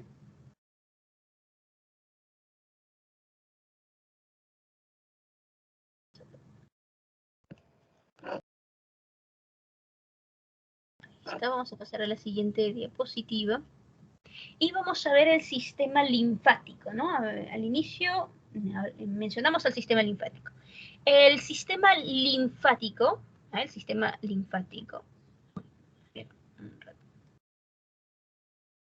está. El sistema linfático está constituido, está formado por los vasos linfáticos y los ganglios linfáticos. Un sistema linfático está formado por ganglios linfáticos y vasos linfáticos, ¿no? El líquido que circula por el sistema linfático se conoce con el nombre de linfa. Ese es el nombre del líquido que circula por el sistema linfático. Es un líquido incoloro, básicamente. Ahora, ¿cuáles son las funciones del sistema linfático? Una de sus funciones es recoger el líquido intersticial. ¿Y qué cosa es el líquido intersticial? El líquido intersticial es el líquido presente fuera de los tejidos. Entonces, el sistema linfático se encarga de recoger ese exceso de líquido intersticial que está fuera de los tejidos. El sistema linfático lo recoge, lo ingresa dentro, ¿no? De los vasos linfáticos y al ingresar a los vasos linfáticos se convierte en linfa. Otra función del sistema linfático es absorber y transportar el quilo intestinal. Todo el quilo intestinal, no. Básicamente lo que absorbe y transporta el sistema linfático son grasas. Son grasas.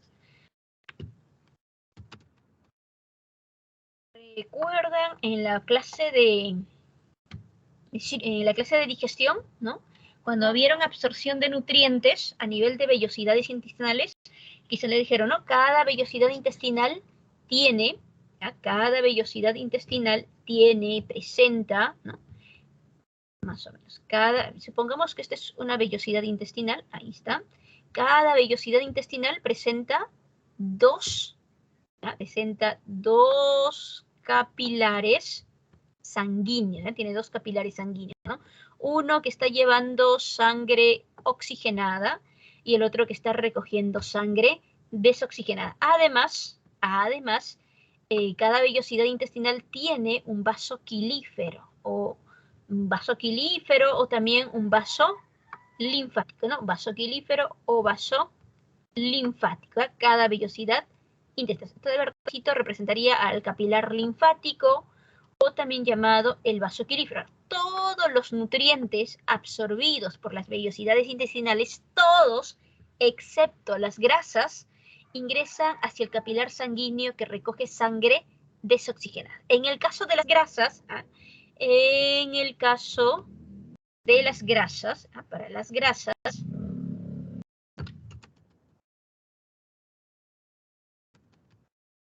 en el caso de las grasas, una vez que han sido absorbidas, las grasas una vez que han sido absorbidas por las vellosidades intestinales, ¿no? La grasa va a dirigirse hacia el capilar linfático o hacia el vaso quilífero. Se dirige ahí e ingresa a formar parte de la linfa. Por eso se dice que absorbe y transporta el kilo intestinal. No todo el kilo, sino lo que está transportando son grasas. Son grasas. Ahora, el sistema linfático, a la altura del corazón, más o menos, a la altura del corazón, ¿no? Se abren los vasos linfáticos hacia las venas y ahí devuelven estas grasas, ¿no? Y este líquido intersticial lo devuelven, lo regresan nuevamente a la circulación sanguínea y retornan las grasas a la circulación sanguínea. Ahora, el sistema linfático también participa en la maduración de los linfocitos. ¿Ya? Los linfocitos completan su maduración dentro de los ganglios linfáticos. Esas son las funciones del sistema linfático. Tómenle captura de pantalla para pasar a la siguiente diapositiva.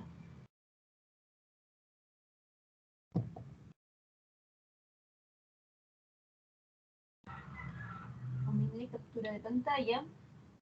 Vamos a pasar a la siguiente diapositiva.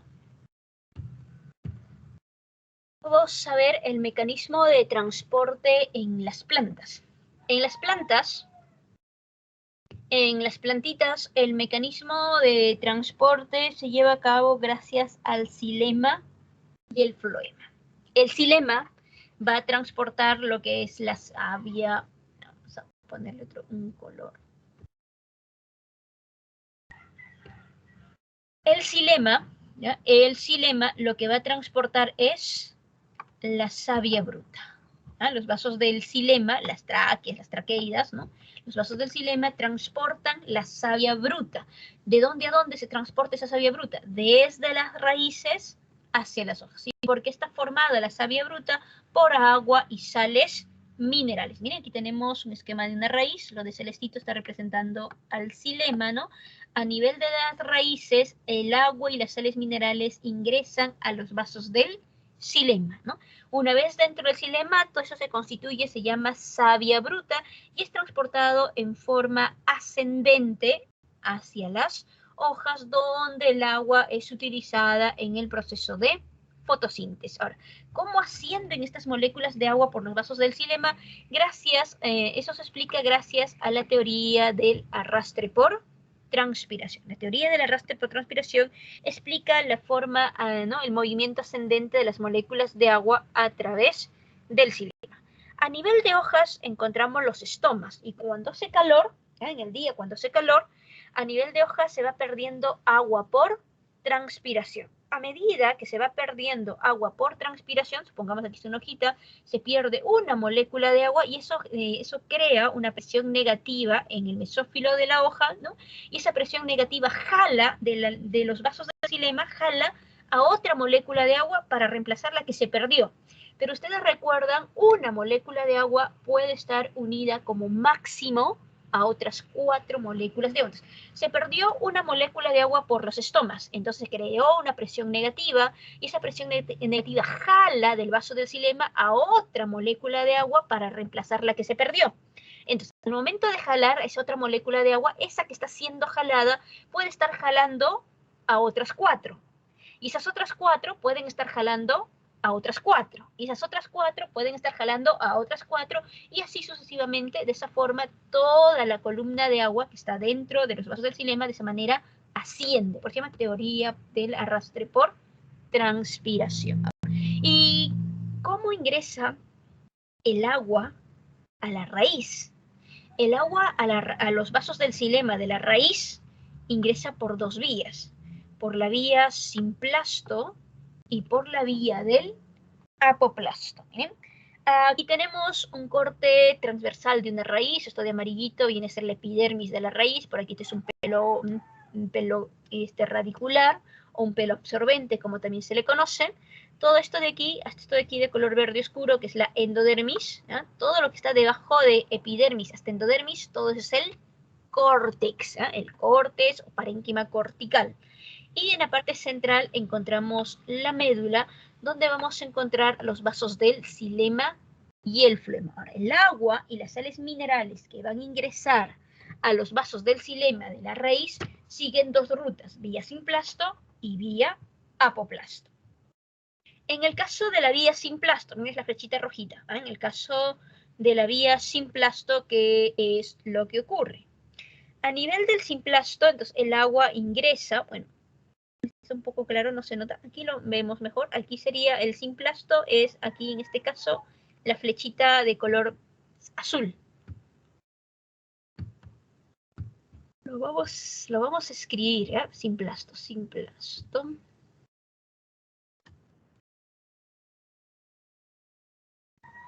Esta flechita de color azul está aquí representando la ruta, la vía del simplasto. Cuando el agua utiliza la vía simplasto, el agua, miren, atraviesa una pared celular, llega al citoplasma de la célula y del citoplasma de la célula por plasmodesmos, comienza a moverse de célula a célula. De esa manera atraviesa el córtex, llega a la altura del endodermis. La endodermis se caracteriza porque es una capa de células que se caracteriza porque tiene células con paredes engrosadas parcialmente. Estos engrosamientos parciales tienen forma de bandas y son impermeables al agua. Entonces, a estos engrosamientos parciales en forma de bandas de las células endodérmicas se las llama las bandas de Caspari. Serían estas líneas negras, esas serían las bandas de Caspari.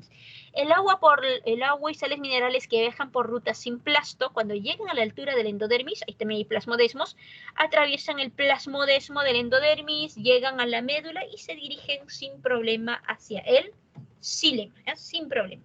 Ahora, ¿qué pasa por la ruta del apoplasto? La otra ruta aquí, la de flechita roja, es el apoplasto. Le vamos a poner, ahí están.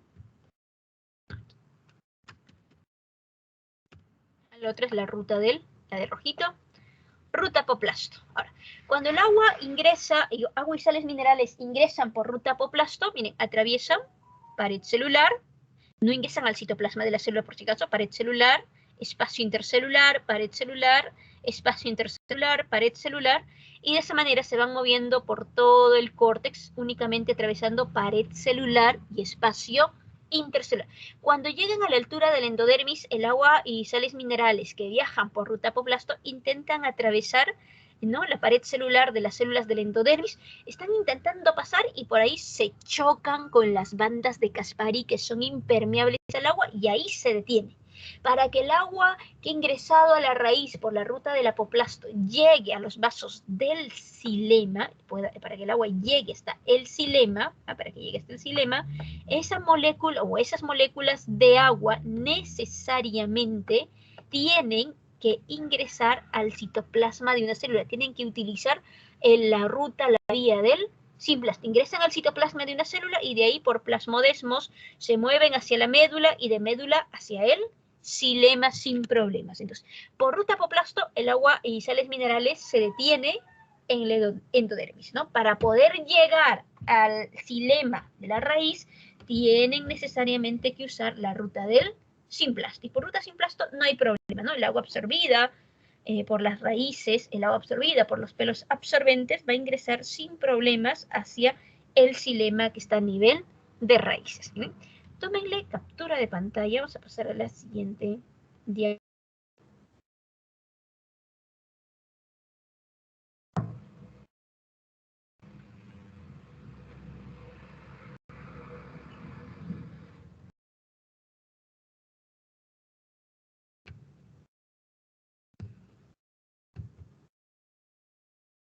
Ahí está.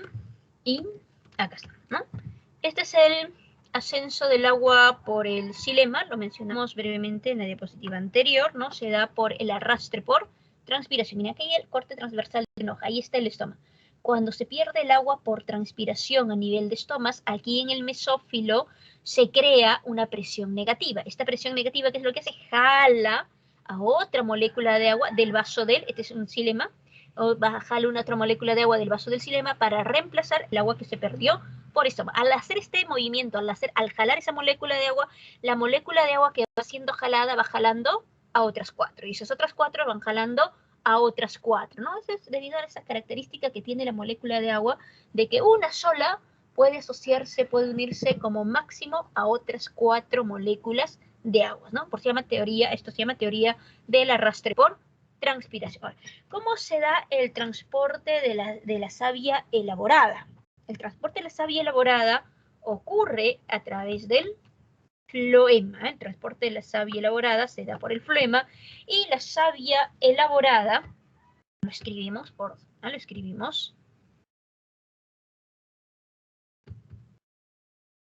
La savia elaborada está principalmente formada por moléculas orgánicas.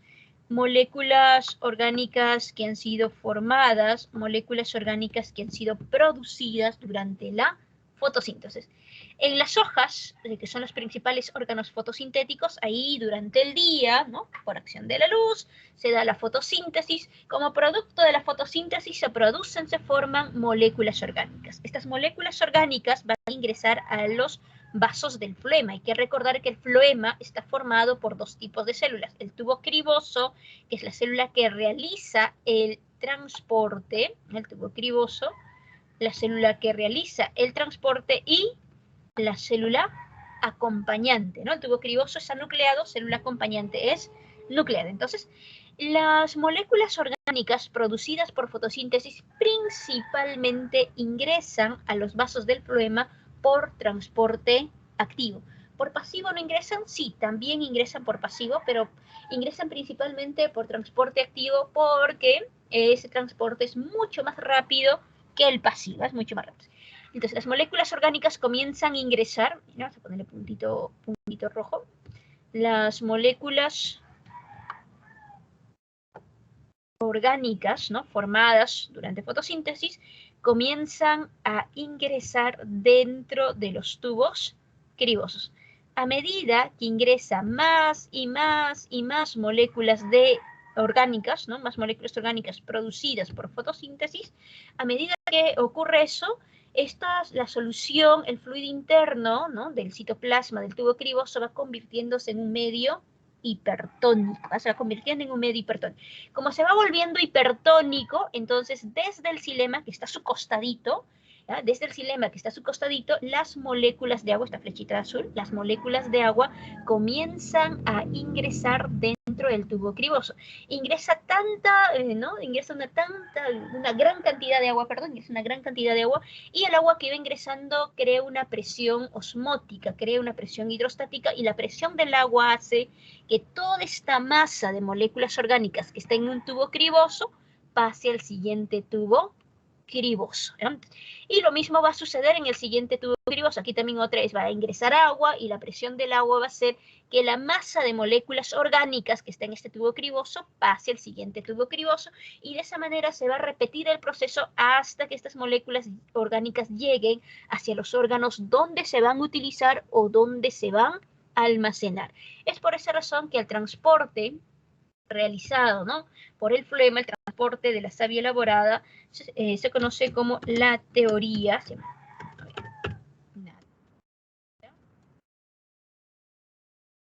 flujo, debe decir acá, la teoría del flujo de masas, ¿no?, porque las moléculas orgánicas no se están moviendo de una en una, sino una masa de moléculas orgánicas por la presión del agua pasa de un tubo criboso a otro tubo criboso. Y en el caso del transporte del agua, la teoría que explica esto es la teoría del arrastre por transpiración, ¿no?, la teoría que explica el movimiento ascendente del agua por los vasos del xilema. Aquí decir teoría del arrastre por transpiración. Miren, tómele captura de pantalla, vamos a pasar a la siguiente diapositiva y vamos a ver rápidamente lo que es la excreción. Y disculpe, ¿podría explicar por favor la teoría del arrastre por transpiración?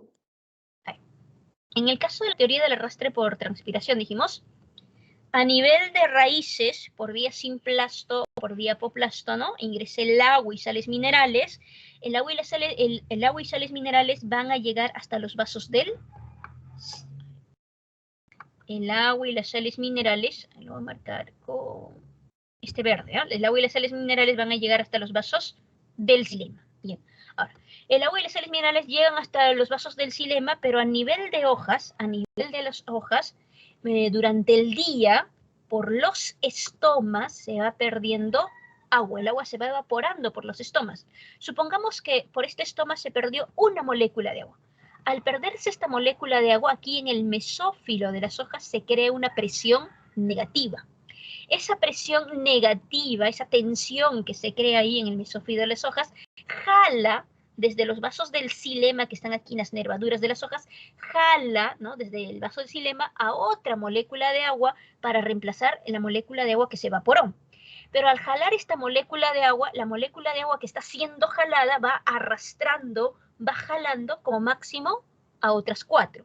Y esas otras 4 también van jalando, van arrastrando a otras 4. Y las otras 4 van jalando, van arrastrando como máximo a otras 4. Y de esa manera, toda la columna de agua que está dentro del xilema comienza a ascender, comienza a subir de raíces a hojas. Por eso se llama teoría del arrastre por transpiración. Recuerden que una sola molécula de agua puede asociarse, puede unirse como máximo a otras 4 moléculas de agua. ¿Bien? Ahí está. ¿Quedó claro la parte de la teoría del arrastre por transpiración? ¿Ya? Aquí lo que ocurre es la transpiración, ¿no? La transpiración crea la energía necesaria para que las moléculas de agua que están en el xilema puedan ascender de raíces a hojas. Pero vamos a pasar a la siguiente diapositiva. Vamos a pasar a la siguiente diapositiva.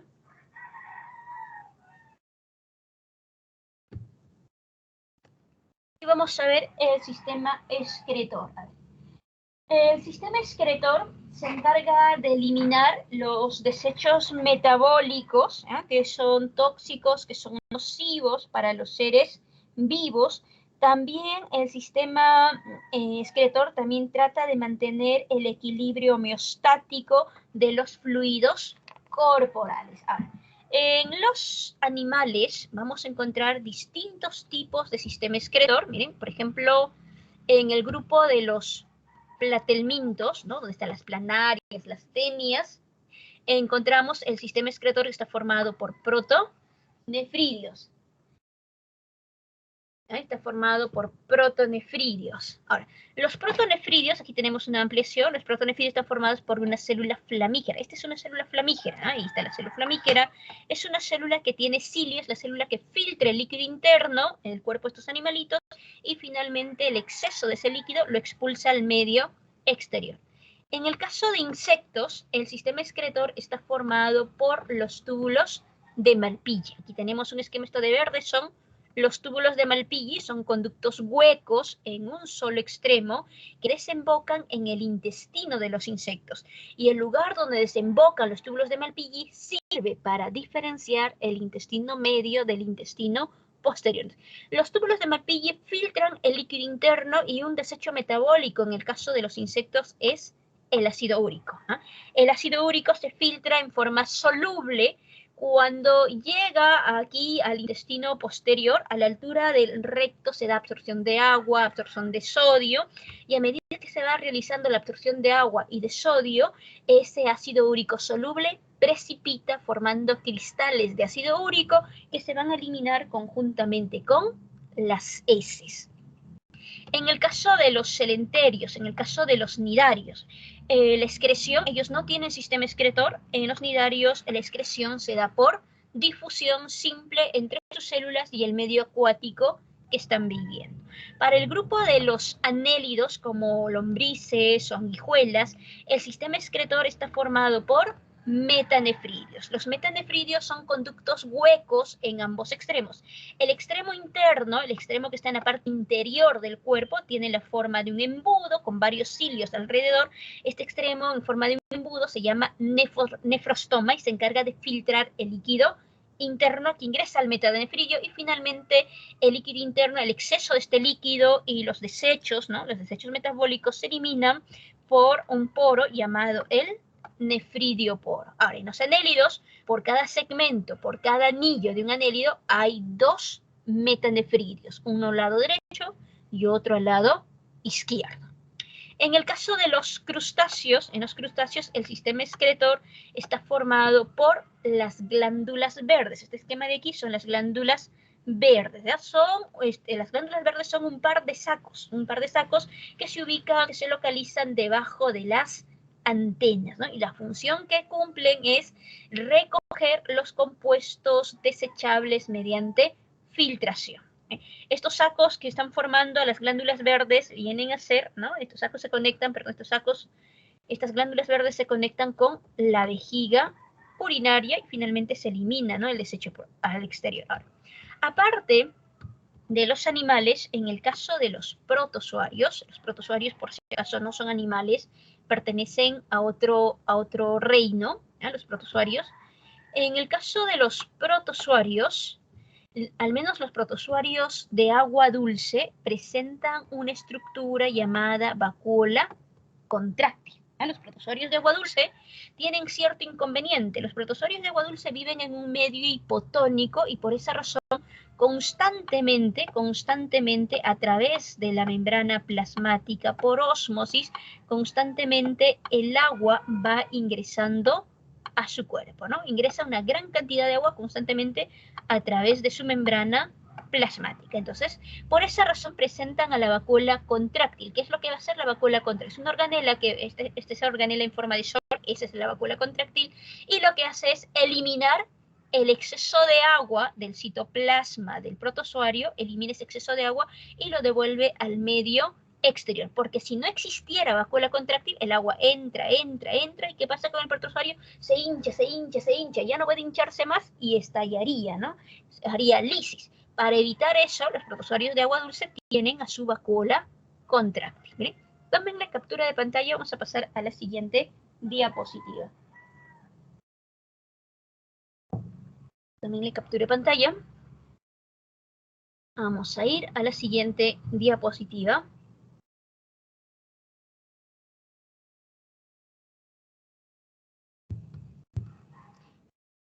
A ver la excreción en el caso de los peces, peces y anfibios. Al menos para todo el grupo de los vertebrados, la excreción se lleva a cabo por los riñones. Todos los vertebrados tienen riñones. Ahora, en el caso de los peces, depende de si es un pez de agua dulce o si es un pez de agua marina. Los peces dulceacuícolas, los peces de agua dulce, se caracterizan porque viven en un medio hipotónico. Los peces de agua dulce viven en un medio hipotónico y el fluido interno de estos pececitos, en comparación con el ambiente, el fluido interno es hipertónico, o sea, tienen muchos solutos, ¿no? En comparación con el medio externo. Como los peces de agua dulce están viviendo en un medio hipotónico, entonces en ellos constantemente el agua ingresa por ósmosis, ¿no? Principalmente a nivel de branquias, también por la propia piel del animalito ingresa constantemente agua por ósmosis, constantemente. Entonces estos peces, los de agua dulce, están súper hidratados, están mega hidratados.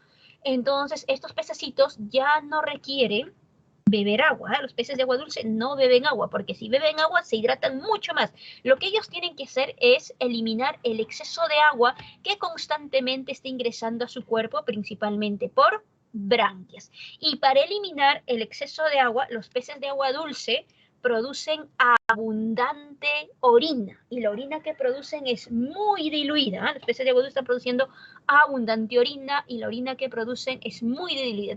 En otras palabras, podremos decir que los peces de agua dulce son muy pichilones. A cada rato están liberando orina porque es un mecanismo, es una forma en la cual van a eliminar el exceso de agua que constantemente ingresa a su cuerpo. Para los peces marinos ocurre todo lo contrario. Los peces de mar, ellos viven en un medio hipertónico y el fluido interno, en comparación con el medio, es hipotónico. Por lo tanto, ellos principalmente también a nivel de branquias, ellos pierden agua por ósmosis. Los peces marinos, a pesar de vivir en el mar, tienden a estar deshidratados. Por esa razón, ellos sí beben agua, los peces marinos sí beben agua, y a ellos ya no les conviene perder mucha agua, porque constantemente están perdiendo agua por ósmosis a nivel de branquias, ya no les conviene perder agua por la orina. Por esa razón, los peces marinos producen muy poca orina, y la orina que producen es concentrada. Peces marinos producen muy poca orina, y la orina que producen es muy concentrada. La orina que están formando, la orina que están produciendo es bastante concentrada. En el caso de los anfibios, ¿no? La mayoría de los anfibios están viviendo en un cuerpo de agua dulce o a veces cerca de ellos, ¿no? Por lo cual generalmente se encuentran viviendo en un medio hipotónico, por lo cual, ¿no? Ellos tienden a producir grandes cantidades de orina, ¿ya? Los anfibios, que viven en un cuerpo de agua dulce o viven cerca de un cuerpo de agua dulce, ellos constantemente producen abundante orina diluida. En el caso de los anfibios de ambientes secos, porque sí existen anfibios en ambientes secos, en ellos van a presentar grandes vejigas urinarias que se van a llenar de orina diluida antes de entrar a un periodo de sequía, y esa orina diluida que está almacenada en sus vejigas les va a servir como un reservorio de agua durante el periodo de sequía. Para el caso de los anfibios. Y jóvenes, nos quedamos aquí. Bien, tómenle captura de pantalla. Llegó la hora del receso. Les voy a pasar las claves. Profesora, respecto a los peces, ¿puede mencionar cuál se encontraba en medio hipotónico e hipertónico? A ver, lo escribo, ¿ya? A ver, los de agua dulce, ellos viven en un medio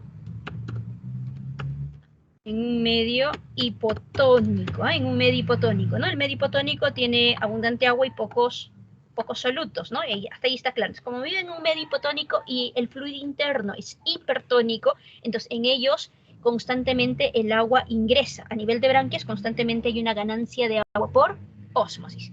Mientras que los peces marinos están viviendo en un medio hipertónico, Como están viviendo en un medio hipertónico, el fluido interno es hipotónico, y por eso los peces marinos también a nivel de branquias principalmente van perdiendo agua por ósmosis, ¿no? Entonces, como los peces de agua dulce constantemente ganan agua a nivel de branquias por ósmosis, están súper hidratados y tienen que eliminar ese exceso de agua del cuerpo, y una forma de eliminarlo es produciendo abundante orina, ¿ya? Pues, mira, producen abundante orina, y la orina que producen es una orina, ¿ya? La orina que producen es una orina concentrada. En el caso de los peces marinos, ¿no? Están viviendo en un medio hipertónico, ellos ya no están perdiendo constantemente agua por branquias, ya no les conviene perder más agua por formación de orina, por eso producen escasa orina, producen muy poca orina, y la orina que producen es concentrada. La orina que producen tiene muchas sales. ¿Bien? Ahí está, tómenle captura de pantalla, tómenle su captura de pantalla. Vamos a salir de la presentación.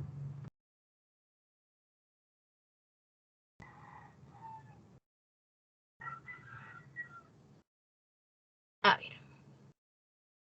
Muy bien. Entonces, esto sería todo por nuestra clase del día de hoy. Esta parte le voy a comentar a su profesor que me faltó la parte de sistema excretor humano para que les explique la siguiente clase, ¿eh? En la parte de los comentarios, ahí les voy a poner las claves para sus ejercicios de esta semana. Miren, ahí están las claves para sus ejercicios de esta semana. Entonces, esto sería todo por esta clase, jóvenes. Cuídense, un gusto haberlos conocido. Hasta una siguiente oportunidad. Salgan a su receso, jóvenes, salgan a su receso. Gracias, Miss. Hasta luego. Cuídense. Hasta luego, joven.